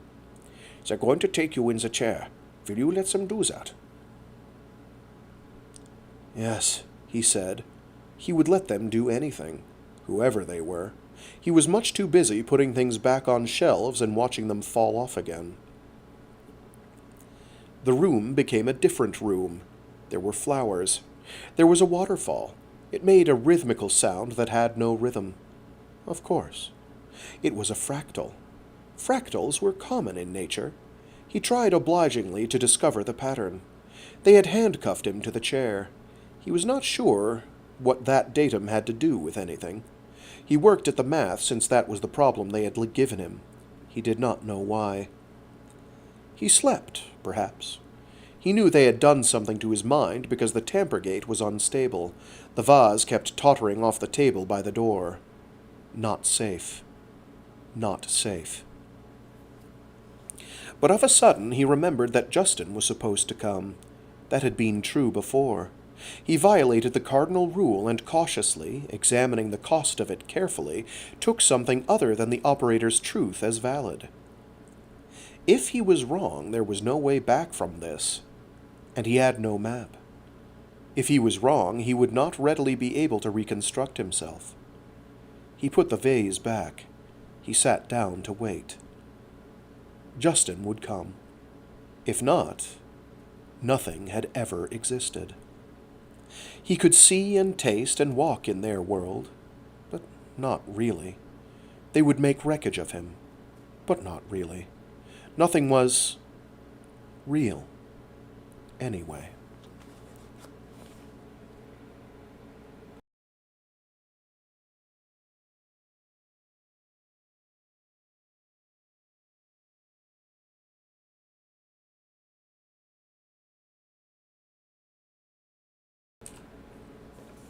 Six. The lying-in state was barbaric, the hall of state echoing with somber funeral music and cloyed with flowers and greenery, a spectacle right out of old Earth, some commentator had remarked, while other news analysts compared it to the similar displays at the death of Corey Santesi, the chief architect of the Union, whose 48-year tenure on council, first in the Internal Affairs seat and then in the Citizens Bureau, had set the precedent for inertia in the electorates. Then, too, there had been a need, considering the far-flung colonies and the degree to which a rumor could travel and grow, to demonstrate indisputably that Santesi was dead, to have a decorous passing of the torch and allow all the colleagues who had fought Santesi's influence to get up in public, shed sufficient tears, and deliver pious speeches that stifled speculation by endless repetition. Much more so when the deceased was synonymous with Reseune and resurrection, and the victim of assassination.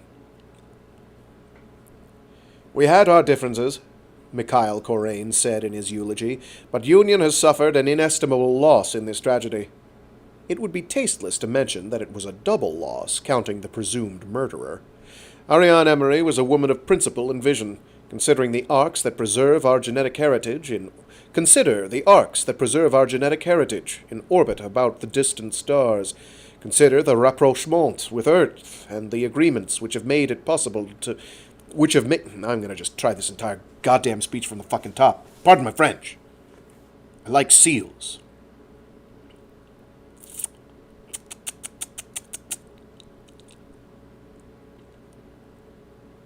"We had our differences," Mikhail Corain said in his eulogy, "but Union has suffered an inestimable loss in this tragedy." It would be tasteless to mention that it was a double loss, counting the presumed murderer.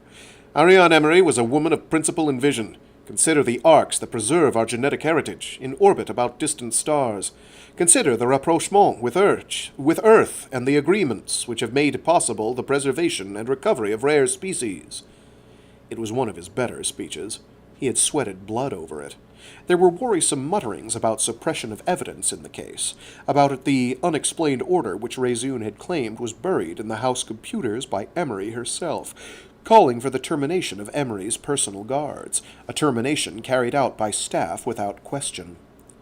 There was the notorious case of the Warwick Azi kidnapped and tampered with by Rocher extremists, then returned to Reseune.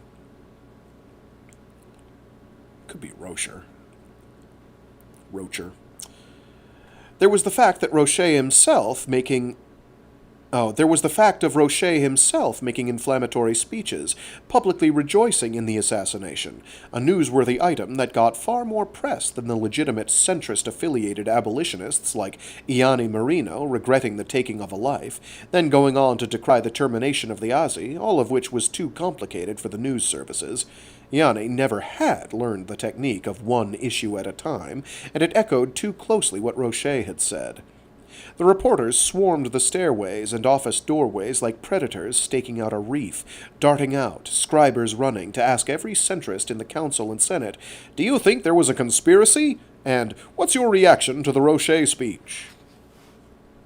Which was a damned narrow line for some centrists to walk. He hoped to hell he had diffused some of it, that he had been quotable. Never say that the news services were a function of the Bureau of Information, whose elected councillor was Catherine Lau, Ariane Emory's reliable echo on council.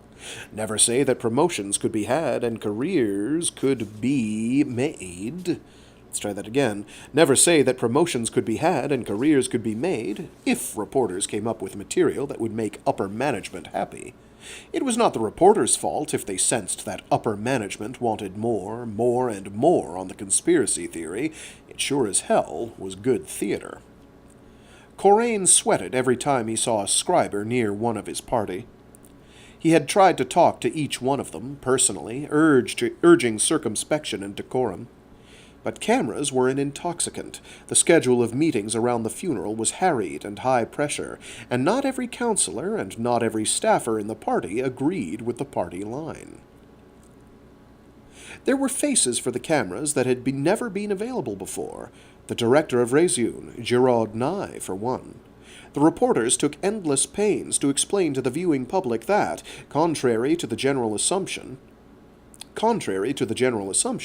Ariane Emory had not been the administrator of Reseune, had in fact held no administrative post in Reseune at all for the last 50-odd years. There were new names to learn. Cherryh Nye, Petros Ivanov, Yeni Schwartz. Nye, damn him, had a certain flair in interviews. And when a council seat fell vacant and the councillor in question had appointed no proxy, then the bureau secretary of that particular electorate appointed a proxy, which in this case was Gerard Nye, who might well resign his post in Reseune to run for Emory's seat. That meant, Corraine thought bleakly, Nye would win. Unless Jordan Warwick's trial brought up something explosive. Unless Warwick used the trial for a podium and leveled charges. But Corraine's own informants in the Bureau of Internal Affairs said that Warwick was still under house arrest. Merrild, in Novgorod, himself under investigation by the Bureau as a possible conspirator, was not the lawyer to undertake Warwick's defense, and, God, an abolitionist lawyer had tried to contact Warwick. Warwick had sensibly refused, but he had told Internal Affairs to appoint one to advise him, which made a major stir in the news. A man with Warwick's resources, a special going before a council hearing with a bureau-appointed lawyer, like a virtual indigent, because his credit accounts in Reseune were frozen and Reseune could not with any propriety handle both prosecution and defense out of its own legal department. Solemn music played. The family members gathered for a final moment at the coffin. Then the military honor guard closed it and sealed it. The military escort and Reseune security waited outside. Ariane Emory was going to space. No monuments, she had said.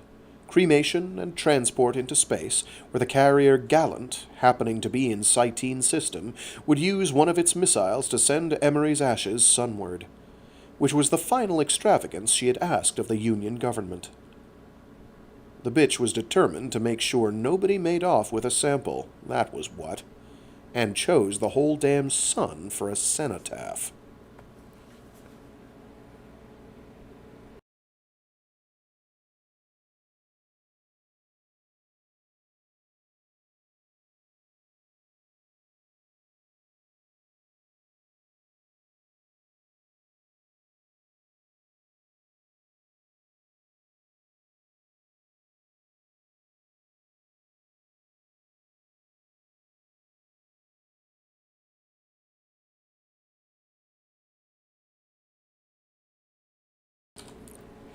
Seven.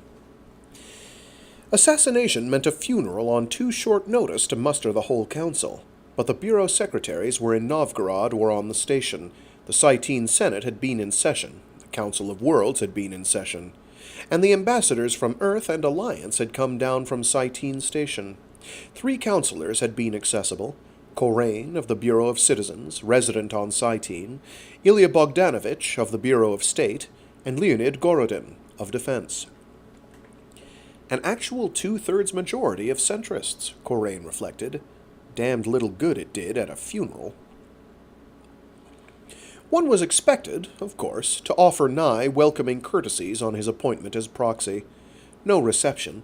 The solemnity of the occasion forbade, even if he had not been Emory's cousin. But one did drop by the offices that had been Emory's. One did present one's respects. One did meet with Nye, however briefly, and offer condolences. And study this man, and judge this man, and try, in the few moments one was likely to get, to estimate what sort of man this was, who came out of complete shadow inside the enclave of Reseune, to assume the mantle of Ariane Emory. To judge in 5 minutes, if it were possible, whether this man, who was a special, could possibly take up all the linkages of power that Emory had, give the bitch credit, wielded all too well. There was a wrong emphasis on had. To judge in 5 minutes, if it were possible, whether this man, who was a special, could possibly take up all the linkages of power that Emory had, give the bitch credit, wielded all too well. Sir, Nye said on that meeting, took his hand. I feel I know you, after all the dinner discussions Ari and I had. She respected you. That put a body at immediate disadvantage. First, because if Nye knew him, it was not mutual, and second, because he remembered what Nye was, and thought how Ariane Emory would react to that description of the situation. For half a second, he felt halfway nostalgic for the bitch. Ariane had been a bitch. Ariane had been a bitch, but he had spent 20 years learning to read her. This man was a total blank, and that gave him a lost and frustrated feeling. We opposed each other on issues, Corraine murmured, as he had murmured similar things to other successors in his long tenure, but not in our desire to see the best for the state. I find myself at a loss, sir. I don't think I ever expressed that to her. But I don't think any of us realize even yet what Union will be without her.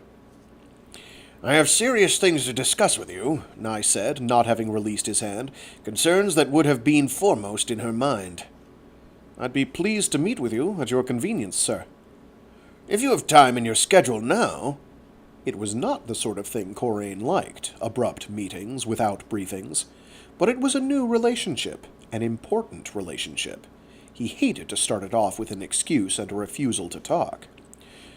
If you prefer, he said, and ended up in the office that had been Emory's with Nye behind the desk, no Florian and Catelyn, but an Azzy staffer named Aban, whose rejuve silvered hair had no dye, no pretenses, less than Nye, whose hair was silvered brown, who was easily 100, and probably the Azzy was no less than that. Aban served them both coffee, and Corraine sat there thinking of the journalistic and political eyes watching every move outside these offices, marking who called, who stayed, and how long. There was no graceful way to hasten matters. I think you know, Nye said quietly over the coffee, that a great deal has changed. I'm sure you know that I will stand for election. I wouldn't be surprised, no. I'm a good administrator. I'm not Ari. I don't know how to be. I would like to see the Hope Project through. It was very dear to her heart, and I believe in it personally. You know my opinion, I think. We will have our differences, philosophical ones. If I'm the choice of the science electorate, a sip of coffee. But the most urgent thing, I think you understand, is the Warwick case. Corraine's heart increased its beats. Trap? Proposition? It's a terrible tragedy. It's a devastating blow to us. As ex-head of Reseune Security, I've talked with Dr. Warwick extensively. I can tell you that it was personal, that it was a situation that had arisen... You're saying he confessed? You're saying he's confessed? Nye coughed uncomfortably and sipped at his coffee, then looked up into Corraine's eyes. Ari had trouble keeping her hands off her lab assistants. That was what happened. Justin Warwick, Jordan's son, is a parental replicant. There was old business between Dr. Emory and Jordan Warwick. More and more tangled. Corraine felt an irrational unease at this honesty from a stranger, and did not say a word in the gap Nye left for him. Ari transferred an experimental who was virtually Warwick family, Nye said, to put pressure on the boy, to put pressure on Jordan. This much we understand now. The boy acted on his own to protect his companion, sent the Azzy out to people he understood as friends of his father. Unfortunately, the issue isn't presently clear. There were further links that led to the Rocher party, and extremists. Damn, an evidence trail like that was trouble. Of course he was supposed to feel the threat. We got the Azzy out, of course, Nye said. That's what was behind it. There's no way the Azzy got to Ari. He was under observation at the hospital. But Jordan Warwick found out what Ari had done to his son. He confronted her in the lab, alone. They quarreled. Ari hit him. He hit her. Her head hit the counter edge. That wasn't murder. It became murder when he took a lab stool and used it to damage the conduits, shut the cold lab door, and upped the pressure in the line. Unfortunately, that kind of damage didn't look like an accident to the engineers. Council will determine that. Murder between two specials. And too much entrusted to him by a very dangerous third. Corraine warmed his hand with the tiny cup, feeling a certain chill. Warwick doesn't want this to go to trial. Why? The law has limited power over him, but reputations can be harmed. The son, in particular. Meaning, forgive me, someone's made that clear to him. Nye shook his head gravely. Motive is going to come out in a trial. There's no way to avoid it. There are other considerations for us. We are going to withhold information in this case. That's why I wanted to talk to you, because it's important that you understand. We know about your interview with Dr. Warwick. We both know that the inquiry could range far afield if it got started. A political free-for-all. Damned little justice. Marino may restrain himself, but Roche won't, if the case comes before council, and what could come out at that point isn't in our interest, your interest, certainly not in the interest of the Defense Bureau or our national security. It's not even in Jordan Warwick's interest. He's given us a confession. He doesn't want to testify. He can't testify, you understand, by psych probe, and young Justin's evidence under probe is damning. We don't want to use it against his father. The boy's been through enough, and it's meaningless cruelty in a case where the murderer has legal immunity. The room seemed very close of a sudden. Corain thought of recorders. Was damned sure that one was running somewhere. What are you asking me? We don't want Ari's problems made public. We don't think that would serve any useful purpose. On the one hand, we understand very well what provoked Dr. Warwick, and we have utmost sympathy for him. On the other hand, we very much fear that questioning is going to involve a conspiracy theory. Much as we'd like to get Roche, that line of questioning is only going to give him a forum he couldn't get otherwise. Worse, it'd give him a right of discovery in this. I don't think you want that any more than we do. Recorders. Damn it. We have nothing to hide. We're not talking about a cover-up. We're talking about saving an innocent boy unnecessary grief. Jordan Warwick has already confessed. He doesn't want to have his personal life and his son's dragged through a public hearing. The law can't mind-wipe him. The worst he can get is close confinement, removal from his work, which, in my estimation, would be as tragic as the act he committed. Corain thought it through a moment, knowing there was a hook in it somewhere, in the situation or in the proposal, but he could not see where. You mean a non-adversarial settlement? This is a murder case. A case with security implications. A case in which the murderer and the victim's family and resident territory are equally willing to ask for a non-adversary proceeding. If the aim here is justice instead of a political forum, justice would be better served by a settlement in closed council. There's no precedent for this. Precedent has to be set somewhere. In this case, on the side of humanity. There are no losers by this procedure, except Roche loses his forum. Even Ari gains by it. The last thing she would want is to have her death give Roche a chance to damage the institution she devoted her life to.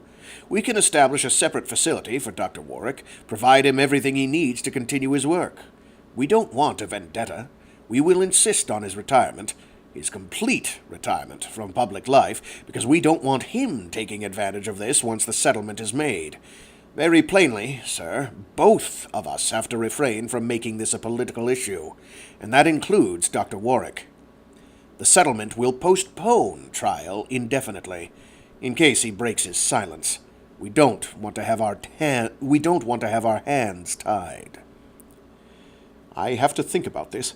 Before I agree to anything, frankly, I'd like the option of talking to Dr. Warwick on neutral ground. Matter of conscience, you understand. A lot of us, who might be the natural opposition, will feel that way. Of course. Damn, I hate to have to deal with this on the day of Ari's funeral, but business goes on. It has to. I understand you, Sir Nye. Corain finished the little cup, made up the nethermost recesses of his mind that he had to find out what the going rate was on real coffee, that it was worth the extravagance, that he could afford it, even at 200 a half kilo, which was the freight from Earth to Cyteen. Another level of his mind was saying that there was a camera somewhere, and still another that all the advantages he had seen in Ariane Emory's death were there. If a deal could be worked out, if a compromise could be made. Nye was damned sharp. He had to start all over learning his signals the way he had learned Emory's. The man was a cipher, an unknown quantity out of a territory none of his observers could penetrate. Only Warwick, and Warwick was lost to them. That much was clear. Things were different in Union. From the time that pipe in the laboratory had exploded, the course of history had shifted. They were entering a period in which the centrist party might make rapid gains, if they could avoid getting bogged down in wrangling that won no one anything and would not unseat the expansionists.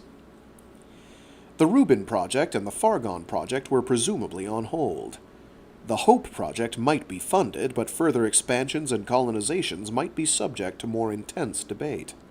One could look forward to a period of adjustment inside Reseune as well as out,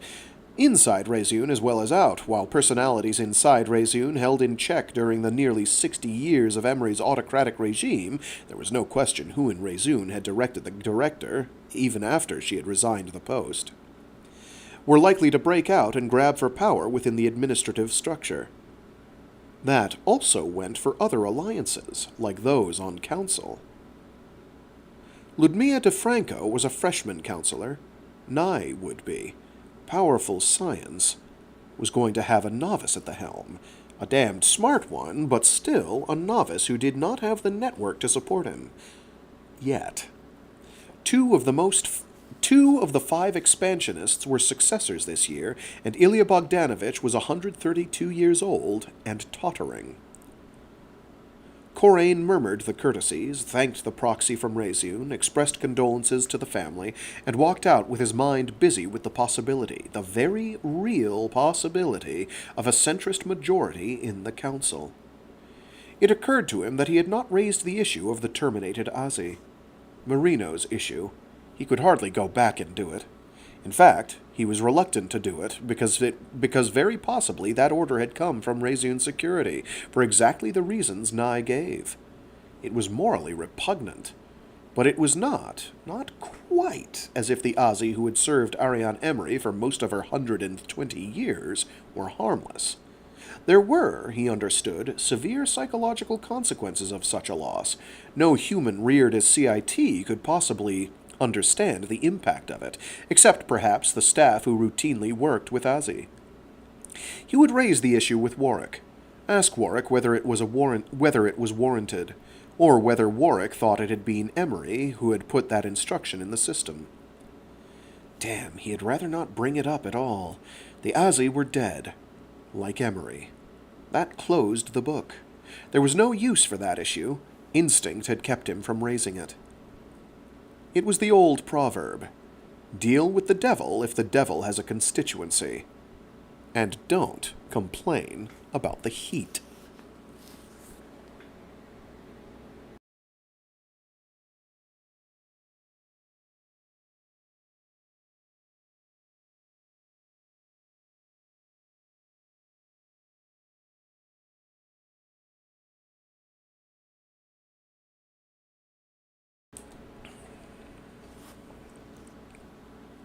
Admiral 8.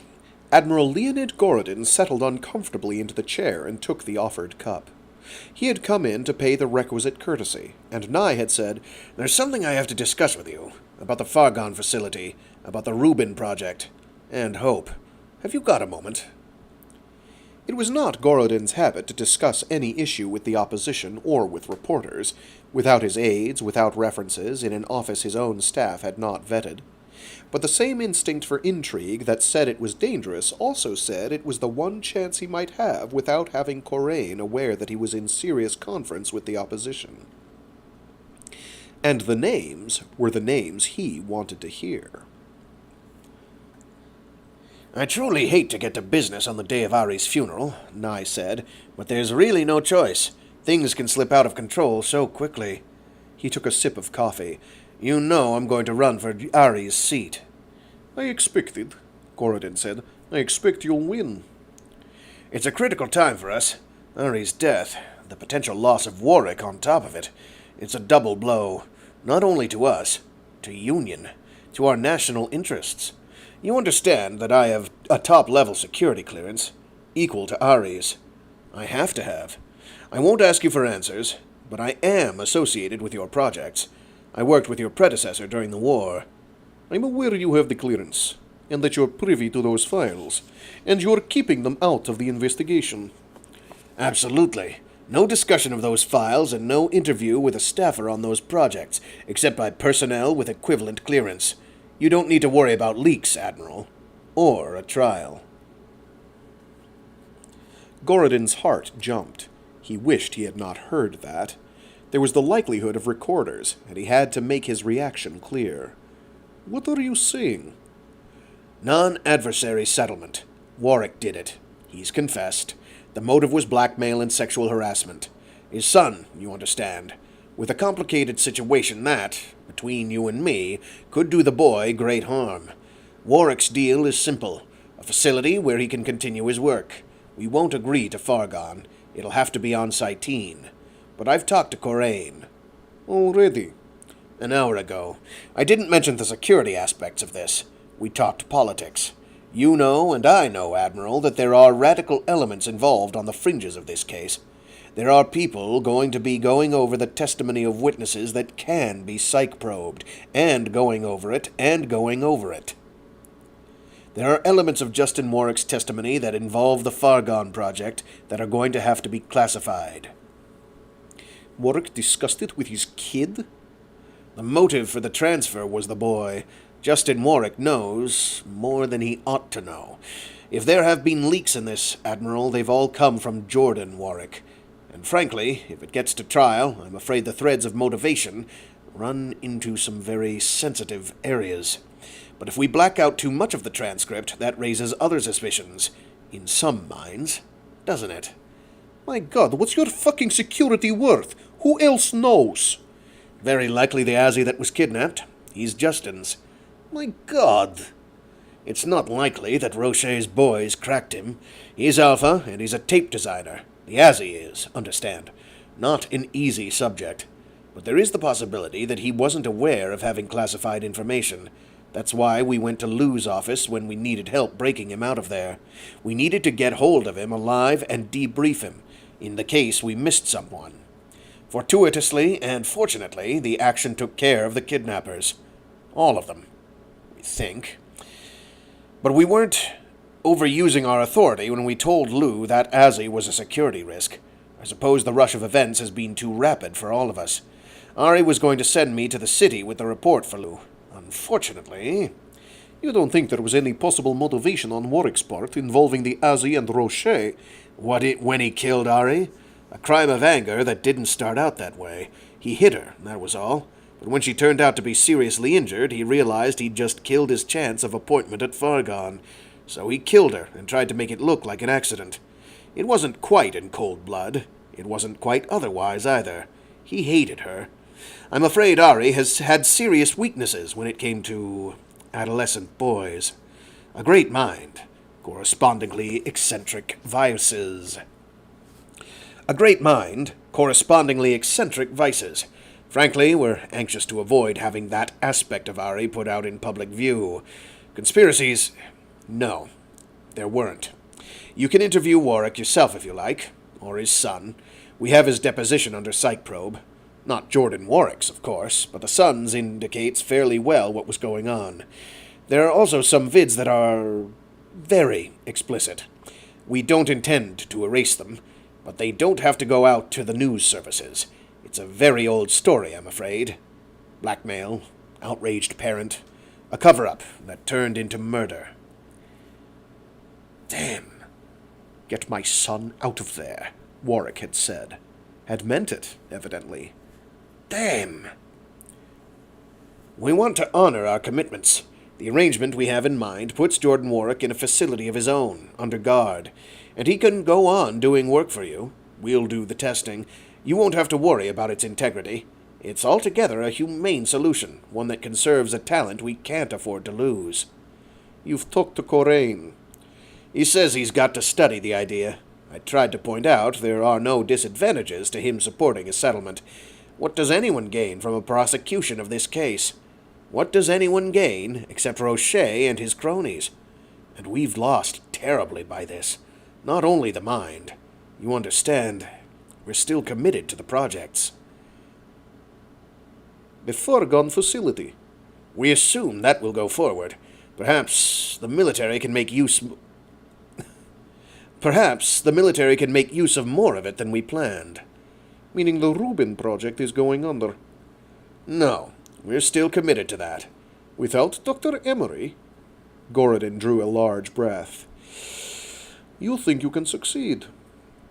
Nye was silent for a moment. Refill, he said to the Azi who served them, and that man, grey and silent, came and poured in both cups. Nye sipped thoughtfully. Then, do you want the technical details? I leave that to the scientists. My interest is practical and strategic. Can you go on from Emory's notes? Which had you rather have duplicated? A chemist who is, admittedly, extraordinary in potential? Or Emory herself? Gorodin swallowed down a mouthful. You're serious? Let me go into some of the surface technicalities, at least. The project demands a subject with an extraordinary amount of documentation, on the biochemical level. There aren't many subjects of the quality we want who have that kind of documentation. Both Ari and Reuben have it. Reuben because of his medical problems, Ari because she was born to Emory and Carnath when they were both above a century in age. Born in Reseune labs, of course. By a process we ran, on which our records are immaculate. Her father was dead when she was born. Her mother died when she was 7. Her Uncle Geoffrey brought her up beyond that. She succeeded Geoffrey Carnath as director of Reseune when she was 62. And she was Olga Carnath's own prize project, the subject of intensive study and recording first by her mother and then by Geoffrey Carnath. Suffice it to say, her documentation is equal to Reuben's, if not more extensive. More than that, Ari always intended that she eventually be one of the specials affected by this project. She left abundant notes for her successor. My God. Why not? She has the value. Now that she's gone, granted her theories are valid, we have a choice between recovering a chemist who, frankly, means nothing to us, or Ari, whose mind, I don't hesitate to say, is on a level with Boak or Streller, whose research has had profound effect on national security. And we can do it. You're serious? Absolutely. We see no reason to abandon the project. There are essentials. Warwick is one. You understand, as many of the elements of Ari's life we can study, the better our chances of success. What about Reuben? It would still be possible to go ahead with that. It would be useful as a control, and a cover under the cover, so to speak. I don't want the Reuben project in Reseune. I don't want it impacting what we plan to do. You understand, the name of the game is retracing. Intensive monitoring. Ari was used to that, but her successor ought not to have direct contact with someone else undergoing the same thing. We'd have to run both halves of the Reuben project at Fargon. You imply you intend to do this, whether or not you have official support. I'm seeking that support. I want to save Warwick. I want to cooperate fully with the military. We need the kind of security and cover you can provide us, at least until the new Ari can surface. Then it appears as a Reseune project. A thoroughly civilian project. That's useful, isn't it? God.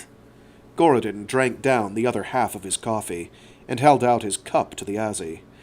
Aben, Nye said. The Azi came and filled the cup, while Gorodin used the delay to do some fast adding. What, he said then, carefully, does this have to do with Warwick? We need him. We need him to go on with his work. Him? To reconstruct her? Working on her tapes? No, that wouldn't be wise. I'm talking about Reseune. Remember, we have to think in 20, 50-year terms. He's still young. He's only now showing what he can do. His own research interlocks with Ari's. Let me be honest with you. Ari's notes are extremely fragmentary. She was a genius. There are gaps of logic in her notes, sort of an of course that Ari could bridge and didn't need to write down. We can't guarantee success. No program of this sort can. We only know that we have a better chance with Ari than we knew intimately than with a stranger that we don't. She coded a great deal. Her leaps from point to point, the connections, in a field she damned near built, make her notes a real maze. If we lose the principles of Ari's life, if we can't recover something like the life Ari lived, if certain people aren't available to consult, then I think our chances of seeing this project work go down and down. Ultimately, Ari's notes could become meaningless. The matrix becomes lost, you see, the social referent irrecoverable. But we have it now. I think we can do it. I know we can do it. But what damn use is all of this then, beyond recovering Emory herself? How many people are we going to have? How many people are we going to have that kind of record on? What can it apply to? It can't get us bulk. Emory herself is not negligible. Emory able to take up her work where she left off, but at about age 20, maybe younger. We don't know. We'll find out. Understand, what we learn doing this will tell us how much data we have to have with other projects. Like bulk. We just have to be damned careful this round. Because if the worst case holds, every precaution is necessary. Every influence is irreplaceable. Getting Ari back is step one. If there's going to be an amplification of her work on personality formation, Ari is the key to it. We have a chance with her. We know her. We can fill in the gaps in the information and make corrections if it looks necessary. We don't know Reuben to that extent. We don't have the head start even with him that we do her. Do you see? Reuben has become a luxury. Retrieving Ari Emory is a necessity. We can try it on our own, but it would be a hell of a lot easier with Defense Bureau support. Meaning money? Nye shook his head. Cover. The ability to hold on to Warwick. The ability to shield what we're doing. The authority to protect our research. And our subject from internal affairs. Gorodin drew a deep breath. But money. It always comes down to money. We can bear our end of it if you fund the Reuben project, but the necessity to protect our subjects is absolute. Success or failure hinges on that. Gorodin leaned back in his chair and chewed his lip, and thought again about recorders. Have you talked to Lou? Not yet. You haven't mentioned this to anyone outside Reseune? No, I don't intend to. We had one security breach, with the Azzy. We've covered it. There won't be another. Gorodin thought about it. Civilians running their own affairs under military cover. One breach and God knew what else. Too many amateurs. Reseune wanted to start a close cooperation on a project Gorodin, damn it, saw shifting the balance of power irrevocably toward Union. Ariane Emory experimenting with a kid on Fargon had seemed a hell of a lot safer. Reseune trying to raise the dead seemed... Hell, go for the big gain. Go for everything. It was a pittance to the defense budget. I don't think there's much problem, Gorodin said. We just appropriate the Fargon facility. We invoke Military Secrets Act. We can cover any damn thing you need. No problem, Nye said. No problem in that, as long as it stays classified. No problem with that, Gorodin said. So we stamp everything Reuben Project, Nye said. We build the Fargon facility, we work the Reuben Project under deep secrecy out there, we get deeper cover for our work on Cyteen. 2 for the price of 1? It struck Gorodin that, after he had said it, the expression was a little coarse on the day of Emory's funeral. But, hell, it was her resurrection they were talking about. Not identity, Warwick had said. Ability. That was close enough. He was damned sure Gerard Nye had the inclination to keep Reseune's control over the project. The project, meaning an embryo in a womb tank and a kid growing up in Reseune. 20 years. He suddenly added that to his own age. He was 126 ground time, 146 by then, and Nye was not young. It was the first time it had ever really hit him, what Warwick had meant about the time factor in Reseune. He was used to time dilation, in a spacer's sense. That 146 ground time would lie far lighter on him, who lost months of ground time in days of jump. But Reseune's kind of time meant lifetimes. We'd like that second project full scale, Nye said. Having a comparative study could save us in a crisis, and we're beyond any tentative test of theories. Comparison is going to give us our answers. It's not a luxury. Part of the Rubin project at Fargon meant part of the data within easy reach. And meant a failsafe. Gorodin always believed in failsafes, in equipment, or in planning. Spacer's economy. 2 was never too many of anything. Do it, he said. Makes cover a hell of a lot easier. There was the matter of clearing it with Lou and the chiefs of staff. But Lou and the chiefs of staff would go with anything that promised this kind of return and put Emory's work at the disposal of Defense. Defense took a lot of projects under its wing. Some were conspicuous failures. Those that worked paid for all the rest.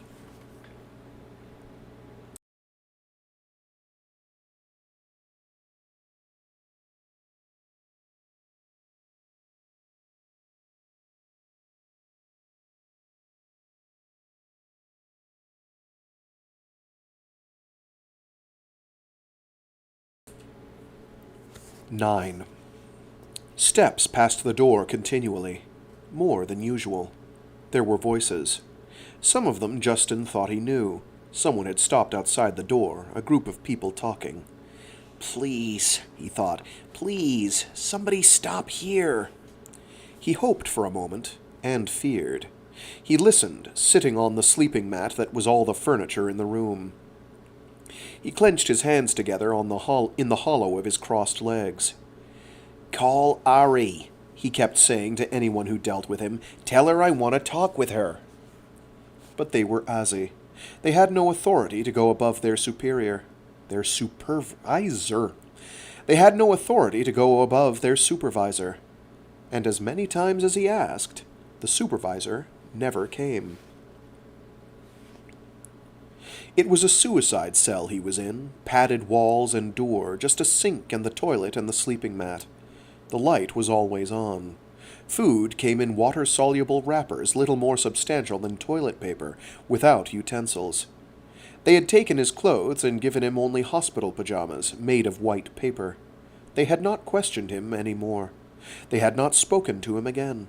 He did not know how much time had passed, and his sleeping was erratic with depression and lack of cues from lights or activity outside. And the tape flashes, seductive and destructive. He refused to let the flashes take hold in the isolation. He refused it even when it would have been consolation. Not me, he kept thinking, keeping himself awake, away from the dreams. Not my choice. I'm not hers. I won't think her thoughts. Ari was holding him hostage, he thought. She was holding him and maybe Grant against some threat of Jordan's to go to the Bureau with charges. Maybe she had arrested Jordan, too. Maybe Jordan could not help him. But in any case, the police would come. And they had not psych-probed him again.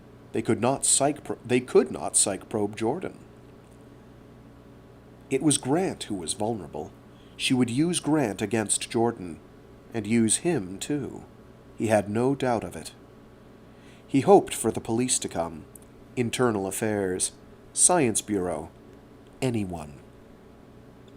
He hoped that was the small commotion outside. But he hoped that, time after time. But he had hoped that, time after time. Grant would have been waiting for him to come back, but instead it was security that would have come in on him, hauled him off for more questions. He heard the electronic lock tick. The door opened. Sir Nye wants to talk to you, one of the two Azi said, both security. Please come. He got up. His knees were jelly. He walked out into the light, knowing it was another psych probe session, but at least he would get a chance to say something to Cherryh. At least he would have a chance for a half-dozen words before they put the drug into him. That they just let him walk loose was the last thing he was prepared for. He felt himself dizzy, his knees aching and shaking so it was hard to navigate. Tape flash again. And Florian. Down the hall to the barren little interview room he had seen before. He reached the open door and stopped, dazed and disoriented by the realization it was not Gerard Nye at the table. It was a stout, round-faced man that for a bewildered second his mind insisted to make into Gerard's lean form. Not Gerard. Dennis Nye, rising from his chair with a distressed look. "Where's Grant?" Justin demanded. "Where's my father? What's going on?" His voice gave way on him. His legs shook as he reached the narrow table and leaned on it in Dennis's face. "I've got a right to talk to my family, damn it! I'm a minor! Remember?" "Sit down," Dennis said, fluttering a hand. "Sit, please. Get him something to drink." "I don't want anything. I want to know—" "Please," Dennis said in his quiet, distressed way, and made a second appeal with his hand. "Please sit down. Get him something. Please, sit down." Justin fell into the chair, feeling a crying jag coming on. He clamped his jaw and drew breaths until he had it under control. And Dennis sank into his own seat, folded his hands on the table in front of him and let him calm down, while one of the Azzy brought back a soft drink and set it down on the table. "What's in it?" "Nothing. Nothing. Poor boy. Damn this all, anyway. Have they told you about Ari?" It was a strange thing to say. It made no sense. It fluttered like a cold chill through his nerves. "What about Ari? Where's my father?" "Ari's dead, Justin." It was like the world jolted sideways. For a moment, everything went out of focus. Then, where he was came crashing in on him. Where he was, and what they were doing, and the silence all around him. Dead. Like not natural dead. Like the plane crashed? Some crazy person? In Novgorod? "Jordan found out what she was doing to you," Dennis said in the gentlest voice Justin had ever heard him use, "and he killed her. Locked her into the code lab and killed her." He just sat there a moment. It was not true. It was not true. Jordan had no idea what Ari had done. He had covered everything. And Ari was not dead. Ari could not be dead. "Jordan admits it," Dennis said in that quiet tone. "You know they can't do anything, legally. The law can't touch him for questioning or anything like that. Not psych probe, certainly not mind wipe. Geordie's all right. He's safe, I promise you." He was shaking. He picked up the cup and slopped it, carrying the drink to his mouth. He slopped it again, setting it down. The icy liquid soaked his knee. There was no sense to things. He could not get his mind to function. "What about Grant? I told him I was going to come back. I didn't come back." "Grant's still in hospital. He's safe. Jordan's been to see him. Jordan's flying to Novgorod this afternoon. They're working out an arrangement for him to leave Reseune." "That's a damned lie!" They were starting to work psych games with him. He saw it coming. He flung himself up and came face to face with the two Azzy that moved to stop him. He froze. They froze. "Boy, Justin, please, please sit down. Listen to me." "Ari's not dead!" he yelled at Dennis. "It's a damned lie! What are you trying to do? What is she trying to do?" "Oh, God, boy, please sit down. Listen to me. Your father won't have much time. Please. Damn that brother of mine. So damned afraid of putting you in hospital. Look, sit down." He sat. There was nothing else to do. They could do anything they wanted to. "Listen to me, Justin. Internal Affairs has been questioning Geordie. Geordie begged Gerard to keep you out of it. He didn't want the story out, do you understand? He didn't want them psych-probing you. Gerard just flat refused them permission. Geordie backed him on it. But my damn brother went off to the capital and kept the lid on, and they kept saying you were all right." Dennis drew a small breath, reached across, and laid his hand on Justin's on the table. "You're not all right. Damn it, it wasn't like Gerard's was the first psych probe you'd had in the last few weeks, is it?" He jerked his hand from under Dennis's. "Let me alone." "Do you want a sedative?" "I don't want anything. I want out of here. I want to talk to my father." "No, you don't. Not in that tone of voice. Understand me? He's leaving. He won't be back. He stared at Dennis. Not be back? Council's drawn up a plan, Dennis said. Sorry. To allow him a facility over in Planis. He won't be able to travel. He won't be able to call you for quite a while. I don't want you to upset him, son. He's got to meet with a council inquiry tomorrow. He's got to get through that in one piece. Are you understanding me? It's very important. It was real. It had happened. He stared into Dennis Nye's worried eyes with the feeling that the whole world was chaos, except it was going to sort itself out again in some terrible new shape no one he loved lived in. Do you want the sedative? No tricks, Justin, I promise you. Just enough to let you rest a while before you talk with him. He shivered and controlled it. No, he said. Let me get dressed. Let me clean up. Absolutely. Dennis patted his hand. You can use the shower down the hall. I've told them to bring clothes for you. He nodded. I'm going to have Petros have a look at you. No! When you get through this, when you are satisfied everything's all right, no one's going to touch you. You've had enough of that. God knows. Are you getting tape flashes? The question triggered one, or simple memory. It shamed him, like some dark, twisted side of himself that was always very like Ari. That, damn it, had learned what she did. Felt good. He never wanted a psych tech wandering through that. He never wanted Jordan to know. He never wanted to let it show on his face what was going on in the dark inside him. And maybe everyone knew. Ari had said she had pictures. If Ari was dead, the house investigators had them. Had everything. There was no dignity left him, then, except to keep from noticing they knew or admitting the truth to anyone. Listen to me, son. Dennis's hand closed on his again. It was soft and warm, and any human contact affected him in terrible ways. Son, I can't excuse what Ari did, but there was more to her than... He jerked back. He saw Dennis read him, saw the thinking going on in Dennis's eyes, and tried to keep the color from his face. Than you want to hear about, Dennis concluded. I know. Listen to me.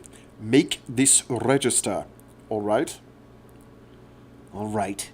I'm with you now. Brave lad. Listen now. Geordie's covering for us and for you. He's lying to the press and the council. He's telling them it was Ari standing in the way of his transfer. Every reason in the world but the truth. And they can't psych probe him. You have to understand, Justin, you're him as much as you're his son. That puts freight on everything that just happened between you and Ari that pushed him beyond the limit. It was old business between him and Ari. He understands what happened to you. Yes, you know what I'm telling you, and he loves you very much. But part of it is his own pride. Do you understand? Those of us who work inside these walls know how tangled and complicated even a parent's love can be in a moment when he was pushed too far. Everything he wants is gone, except you. And you can take everything else he's got, if you go in there with your emotions out of control. I want you to get control of yourself. Let him take a little peace of mind out there with him. Let him see his son's all right. For his sake. Why won't they let me go with him? Because you're a minor. Because of the security arrangements. Because, truthfully, I couldn't get Giraud to agree to it. Security, they keep saying. That's a damn lie. Listen now, I'm going to get some arrangement where you can get visiting privileges. Not right away, maybe not even this year, but time and quiet can do a lot for this situation. They're scared as hell there's a conspiracy. The Winfield-Kruger mess, you know. Oh, God. My fault. My fault. They can't think Jordan was in on that. I was. Giraud ran the psych probe. Run it again. I can swear he didn't know a damn thing. Unfortunately, son, that's exactly the kind of thing Geordie wants to prevent, getting you involved in the investigation. There is fire under that smoke. I'm afraid Geordie was meeting with a man called Merrild, who had connections that are running into some very dark corners. He was also meeting in secret with a number of very high-up centrists who are linked to Yanni Merino, the abolitionists. And Rocher has come out with a very inflammatory statement about Ari's death that Merino hasn't quite repudiated. A lot of people in the government are running scared of investigations, scared of guilt by association. Internal Affairs demanded to get hold of Grant. Gerard had to do a probe to satisfy them. Oh, my God, he had to. I know, son. But they could have learned too much from you. Justin, the shockwaves Ari's death has generated are enormous.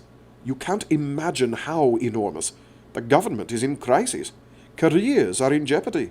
Lives are. There's an almost universal conviction that this had to be political, that the reasons for what's changed their lives has some meaning beyond a dissatisfied scientist breaking Ari's skull. It's human to think like that.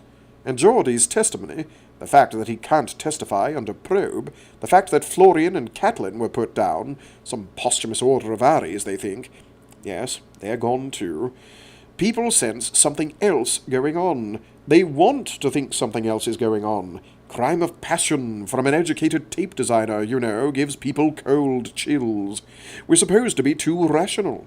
Geordie is going to have to do his best damn psych-out in front of the council committee he's ever done in his life. And for Geordie's own sake, the quieter things stay for the next few years, the better. Just be patient. Geordie's not without friends. He's not old. 46 isn't old.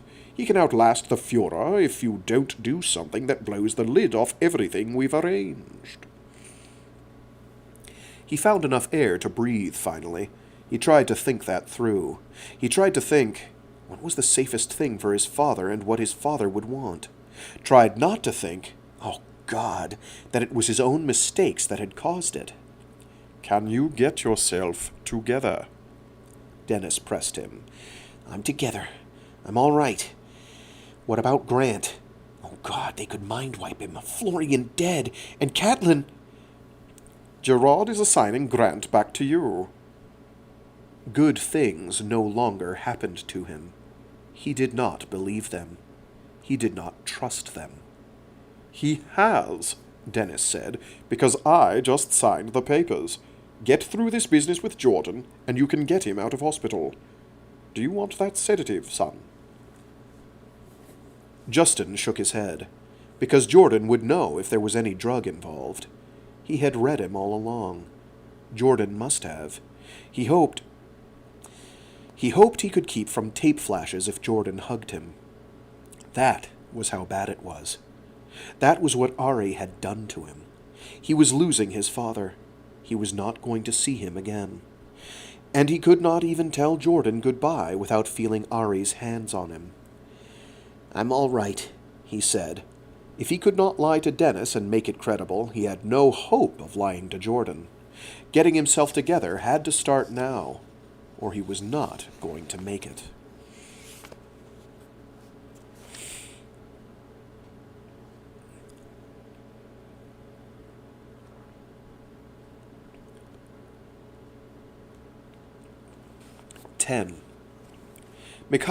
Mikhail Corain looked anxiously at the aide who had laid the fiche card on his desk.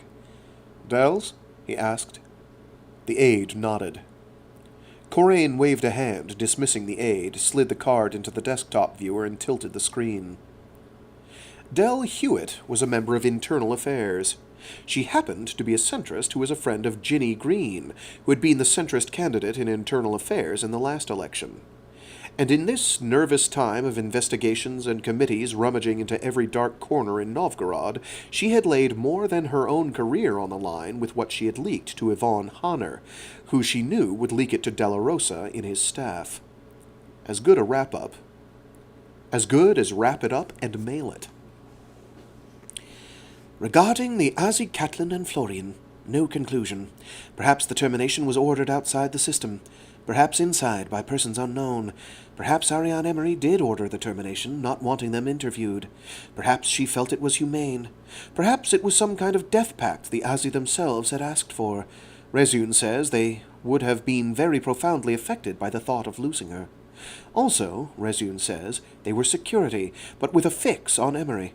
They were therefore capable of harm to Reseune, and retraining would be difficult if not impossible without... Let me retry that again. Also, Reseune says, they were security, but with a fix on Emory. They were therefore capable of harm to Reseune, and retraining would be difficult if not impossible without mind wipe, which their age precluded. Gerard Nye refuses to open the books on their psych sets. The order did come under Emory's personal code. Gerard Nye cites security considerations in refusing to allow internal affairs technicians to examine the computers. Corain skipped the coffee warmed by the desk plate. 250 cred, the half kilo. They were damned small sips. But a man was due a little luxury, who had been a scratch-and-patch outback farmer most of his life. No new news. That was disappointing. He traced down the long list of things Reseune had refused to allow internal affairs to do, and read the legal justifications. Reseune's legal staff was winning every round, and internal affairs, at the uppermost administrative level, was not hitting back. Then, internal affairs is investigating the rumor at Reseune that certain gene sets were checked out and not logged. This means someone could have duplicated gene sets that ought not to exist. ASI running? God, you can get a gene set from a blood sample. From anything. Why would anyone steal one from Reseune? Such as experimentals and special material which cannot otherwise be obtained. Smuggling actual gene sets prepared for use by Reseune requires cryogenics, which would be detected in shipment unless simply omitted from manifests. However, the digitalized readout of a gene set is another story. Reseune, in the person of Administrator Nye, denies that there is any such activity, or that documentation could have been released without record. Also, there is some rumor on staff that there have been unwarranted terminations. Reseune is blocking this inquiry. Corain gnawed his lip, and thought, I don't want to know this. Not right now. Things are too delicate. My God, if this hits the streets, all the arrangements can come unglued. A side note from Della Rosa. What about the chance Emory was running the gene sets herself, or ordered it? What's a special worth to someone who has access to a birth lab? Votes. A council seat. Support from the very, very rich. Corain took a swallow of coffee and sweated. Physical evidence suffered from inexpert handling from the Moreyville police. Certain surfaces in the outer lab and the cold lab have Jordan Warwick's fingerprints, Emory's fingerprints, the prints of the ASI attendants, of certain of the other regular users of the lab, and a number of students who have come forward to be printed. The door bears a similar number of prints. No presence tracers were available to the Moreyville police who did the preliminary investigation. Subsequent readings would have been meaningless due to the traffic in and out of the lab by police and residents. The security door records were released and corroborate the comings and goings given in verbal testimony. Again, Reseune will not allow internal affairs technicians to access the computers. The autopsy results say that Emory froze to death, that the skull fracture was contributory, in that she was probably unconscious at the time of the pipe rupture. She was suffering from extremely minor rejuve failure, and had arthritis of the right knee and mild asthma, all of which were known to her doctors. The only unexpected finding was a small cancer in the left lung, localized, and unknown to her physician at the time. It is a rare type, but less rare among early pioneers on Cyteen. The treatment would have been immediate surgery, with drug therapy. This type of cancer does respond to treatment, but frequently recurs, and the prognosis, combined with other immune system problems due to the rejuve difficulty, would have been less than favorable. God, she was dying anyway.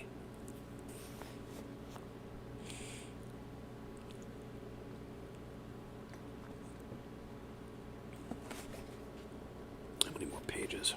Because I'm running out of time. Oh no, we're good. It's like 5 more. A long one today. It'll have to be a shorter one Friday, but that's okay. 11. Justin composed himself with several deep breaths as he walked down the hall beside Dennis Nye. He had showered, shaved, was dressed in his ordinary work clothes, blue sweater, brown pants. He was not shaking. He had asked for 3 aspirin and made sure that was all he had gotten before he swallowed them. As a tranquilizer, it was at least enough, with his exhaustion, to dull the nerves. Jordan looked all right. He would. Jordan was like that. God, he couldn't have killed her. He couldn't. They're making him say these things. Someone is lying. Hello, son. It was not one of the cold little interview rooms. It was an administrative office. Dennis was not going to leave.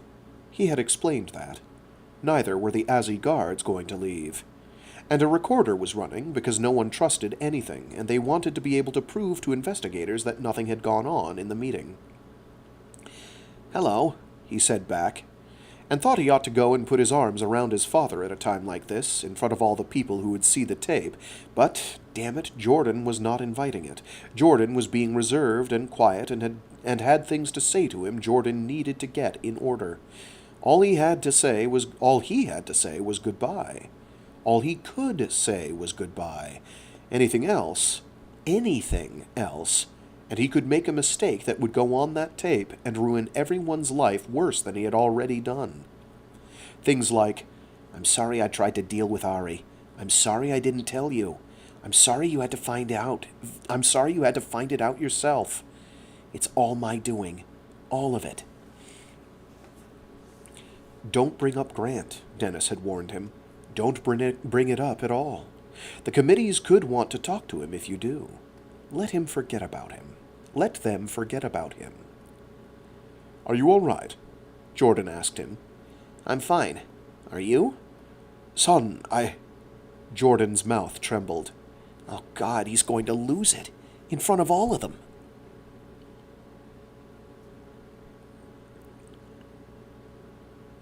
They told me everything.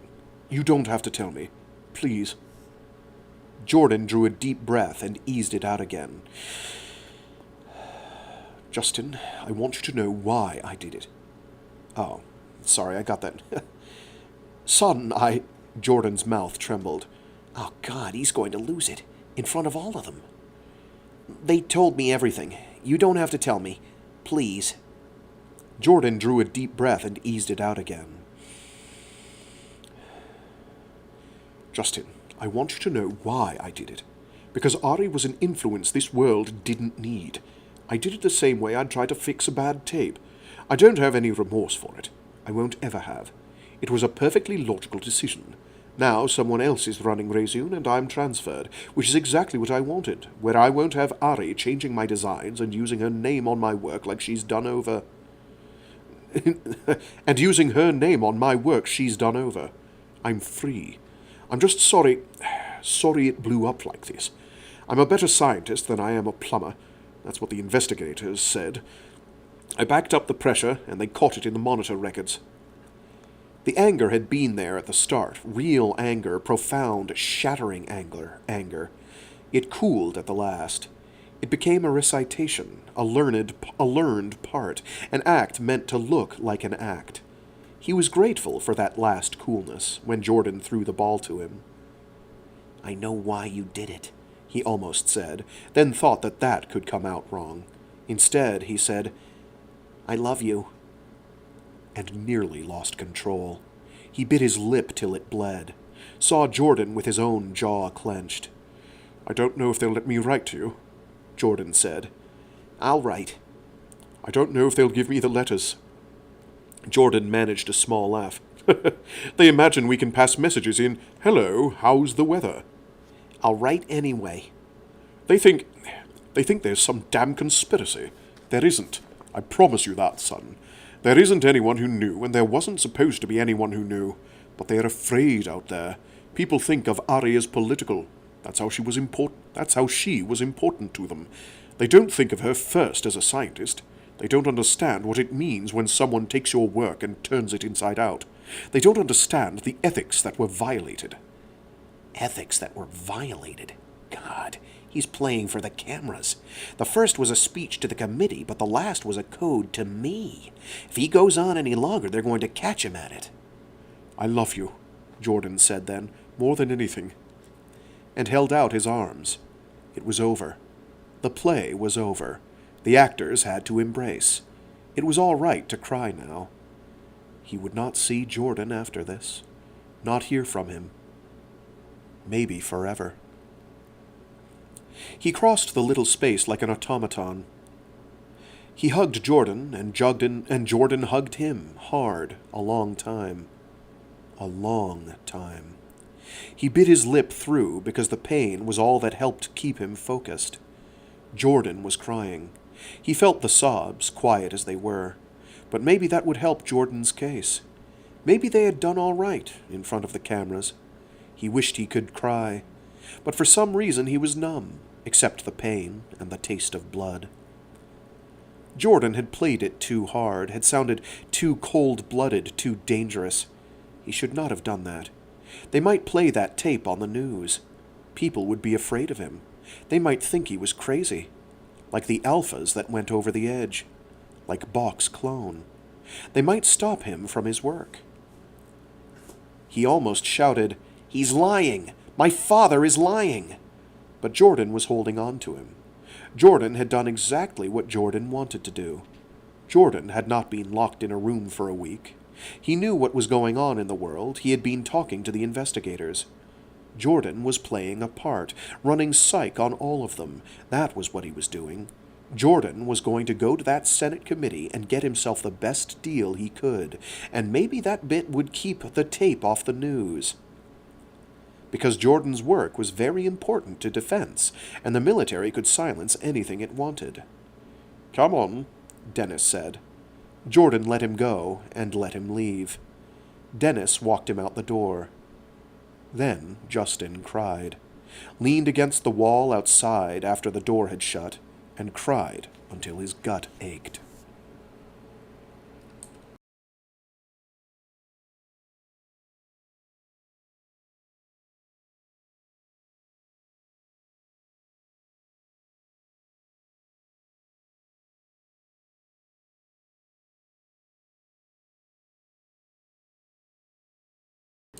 Oh, thank you for tuning in, Stowpie142. Thank you so much for your readings. Just saw that you were live, so just popping in to thank you. Currently listening to Death's End from the Netherlands. Very nice. Nicole Berlino says, "Yeah, thanks, Frag. Gotta go. Hope you have a good rest of your day." I will. Once we're done reading this segment, this is, pretty vitally important. This is like the big one. This is the big one. This is the sets everything up one. 12. He had thought there could be no more shocks. But Petros Ivanov met him at the door of the hospital, took him away from his security escort, and walked with him to Grant's room. "How is he?" he asked before they got there. "Not doing well," Ivanov said. "I wanted to warn you." Ivanov said other things, how they had had... Oh, she loves the had. She loves the had so much. It drives me crazy, because I trip over it every time, but I appreciate the rhythm that it does. Ivanov said other things, how they had to put Grant under probe again, and how he had gone into shock, how they took him out to the garden in a chair every day, how they massaged him and bathed him and waited on treatment because Dennis had kept telling them Justin was going to come, this day and the next day and the next. They were afraid to probe Grant again because he was right on the edge, and they thought there might be illegal code words not in the psych record. "No," he said before he pushed Grant's door open, and wanted to kill Ivanov. Wanted to beat him to a bloody pulp and go for the staff next and Gerard Nye into the bargain. "No, there aren't any code words. Damn it, I told him I'd come back. And he was waiting." Grant was still waiting. Right now he had his hair combed, looking comfortable enough unless you knew he did not move on his own. Unless you knew he had lost weight and the skin was too transparent and you saw the glassiness in the eyes and took his hand and felt the lack of muscle tone. "Grant, he said, sitting down on the edge of the bed. "Grant, it's me. It's all right." Grant did not even blink. "Get out of here," He said to Ivanov with a glance over his shoulder, and did not try to be polite. Ivanov left. He shifted over and gently unfastened the restraints they kept on him. He was calmer than he had thought he could be. He picked up Grant's arm and laid it across him so he had room to sit, and raised the head of the bed a little. He reached then, and with 2 fingers along Grant's jaw, turned his face toward him.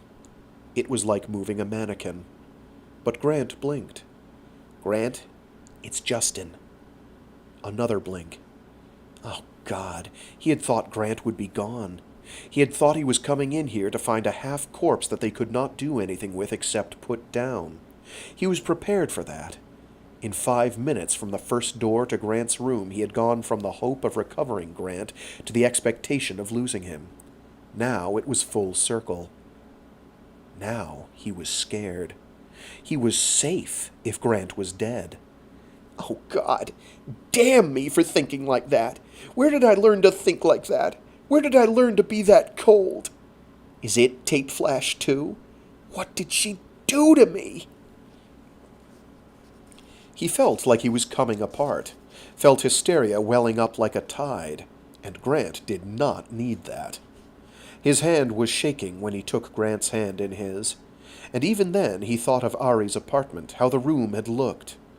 He began talking to distract himself, not knowing what he was saying, not wanting to think again the thought that had flashed through his mind, like it was somebody else's. He knew that he could not touch people anymore without it being sexual. He could not hold on to a friend, or embrace his father. He kept remembering, day and night, and he knew that it was dangerous to love anyone because of the ugliness in his mind, because he was always thinking thoughts that would horrify them if they knew. And because Ari was right. If you loved anyone, they could get to you, the way they had gotten to Jordan.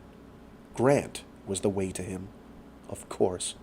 That was why they had let him have Grant back. He was not on his own now. Someday Grant was going to lay him wide open to his enemies, maybe get him killed. Or worse, do to him what he had done to Jordan. But until then, he was not alone either. Until then, for a few years, he could have something precious to him. Until Grant found out what kind of ugliness he had in him.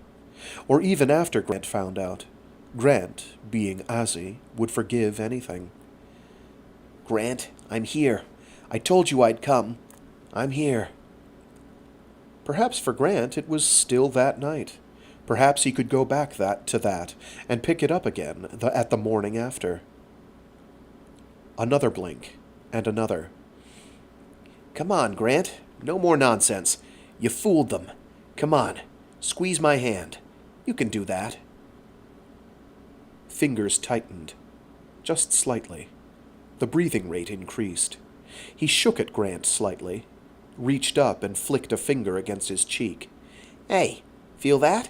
Come on. I'm not taking any of this. It's me. Damn it, I want to talk to you. Pay attention." The lips acquired muscle tone, relaxed again. The breaths were hard now, several rapid blinks. "Are you listening?" Grant nodded. "Good." He was shaking. He tried to stop it. "We've got a problem, but I've got permission to get you out of here, if you can wake up." Is it morning? He drew a quick breath, thought at first to say yes, then thought that disorientation was dangerous. That Grant was wary, that Grant might pull back at a lie. "A little later than that. There was a glitch-up. A bad one. I'll explain later. Can you move your arm?" Grant moved it, a little twitch. A lift of the hand, then. "I'm weak. I'm awfully weak." "That's all right. They're going to take you over in the bus. You can sleep in your own bed tonight if you can prove you can sit up." Grant's chest rose and fell rapidly. The arm moved, dragged over, fell at his side like something dead. He gulped air and made a convulsive move of his whole body, lifting his shoulders barely enough to let the pillow slip before he fell back. Close enough, Justin said. Food tasted very strange to him, too strong. Even soggy cereal was work and made his jaws ache. He ate about half the bowl that Justin spooned into his mouth and made a weak movement of his hand. Enough. Justin looked worried when he set the bowl aside.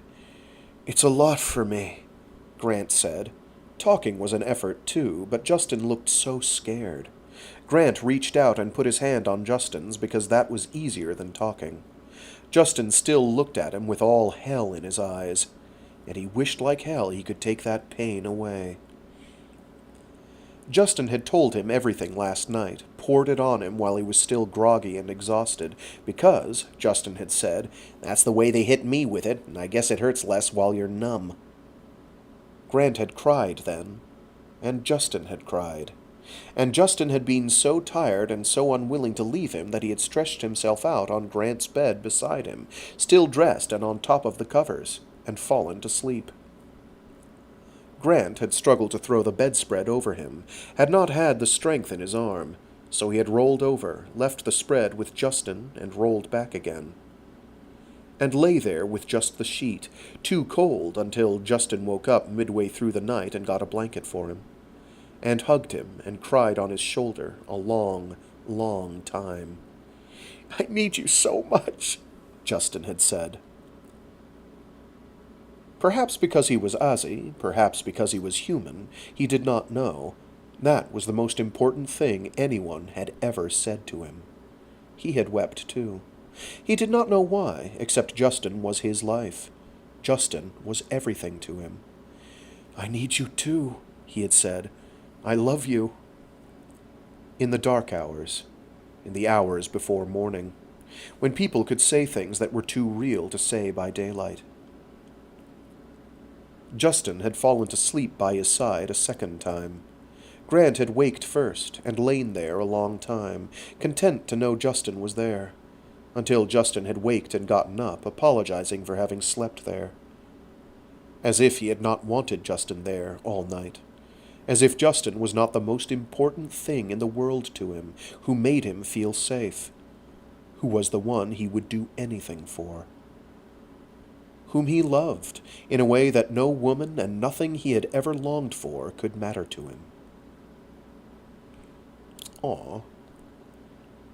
Of course, since he's a programmed human, it's a little squicky, but, not programmed to do that specifically, so it's okay. It's not quite as weird. 13. Ari's set is a positive, the voice from the lab informed Gerard Nye, and he drew a long breath of relief. That's wonderful, he said. That's really wonderful. How are the other two? Both positive. We've got to take on all three. We've got to take on all three in all the tanks. Wonderful. Schwartz signed off. Oh, it was Yanni Schwartz. Ari set is positive, said the voice from the lab. Both positive. We gotta take on all three in the tanks. Schwartz signed off. Gerard Nye leaned back with a sigh. There were 9 womb tanks active on the Rubin project, triple redundancy on each of the subjects over Strassen's loud complaints. It was rare that Reseune ran any backups at all on a CIT replication. If a set failed to implant or had some problem, the restart just put it a few weeks late, that was all, and the recipient could wait, unless the recipient wanted to pay double the already astronomical cost to have a backup. In the case of a contracted run of Ozzy's sets or somebody's project, the normal rule was 1 spare for every pair, the spares to be voided after 6 weeks. This one was going to tie up 9 tanks for 3 weeks, and 6 for 6 weeks, before they made a final selection and voided the last backups. Reseune was taking no chances. And that is where we will leave it for today. So yeah, things are now, at long last, really kicking along. Big things happening. Well, next week, Friday is only going to be 3 pages long. I keyed. Chapter... Oh, wait, no. I forgot that separates itself out like this. Let me see how long Chapter 4 is. It's probably very long.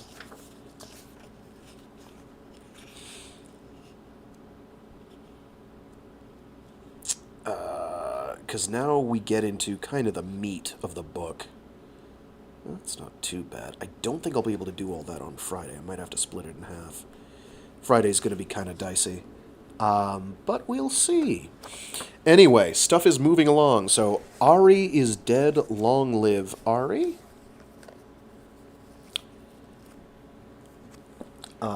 Monster that she was a clever one. However, something's going on that maybe means that her legacy will live on in one form or another.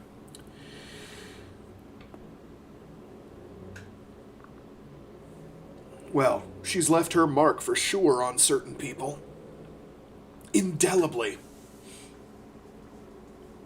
So yeah, mostly we're going to be following, we're going to, perspective for the next bit is going to be interesting. And you'll see what I mean when we get there. Things are going to get a bit more focused in some ways.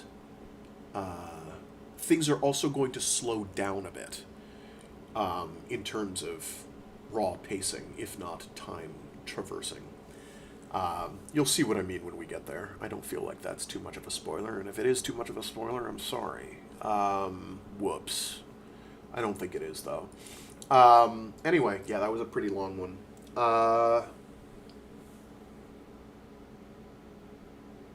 Again, the chapters are pretty hefty. Anyway, I will see you all Friday. Thanks to everyone who tuned in. Appreciates you.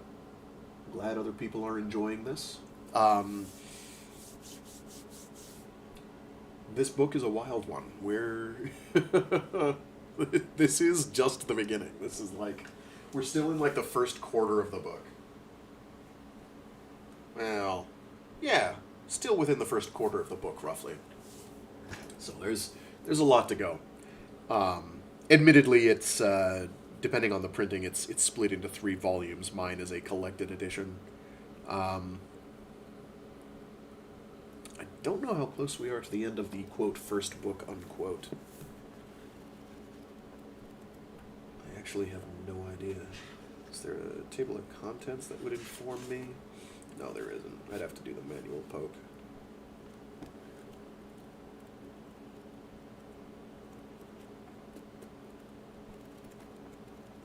And there's a lot that happens in the sequel. There is a sequel. A direct sequel, in fact, that starts, I don't know, within like a week to a month or less of the end of Cyteen. And I'll probably hop straight to that one. I might do something in between, just as a palate cleanser, but I'll have to find what that'll be. Find something shortish or that reads quickly. I got a couple. But that's midterm future. I don't know how far off that is. So we're not going to worry about it for now. Anything else salient? Really, once I've gotten through to the sequel, Regenesis, and read through that, I have no idea what I'm going to do. I mean, I've got a bunch of individual books I want to read. I don't know what order I'm going to do them in.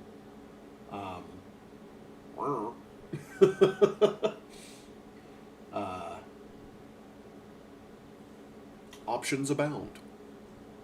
And we'll see. Probably get around to... Oh yeah, I need to put that... So I've got like a little section of one of my bookshelves set aside right now of some of the books I want to at least consider going through that are either shortish or read fairly quickly. I want to do a bunch of individual books. And there's a couple more that I want to throw into there so I can pick at random sort of thing. Anyway, that'll do it for today. Thanks to everyone who tuned in. As always, stay safe, stay sane, be decent to each other as best you can.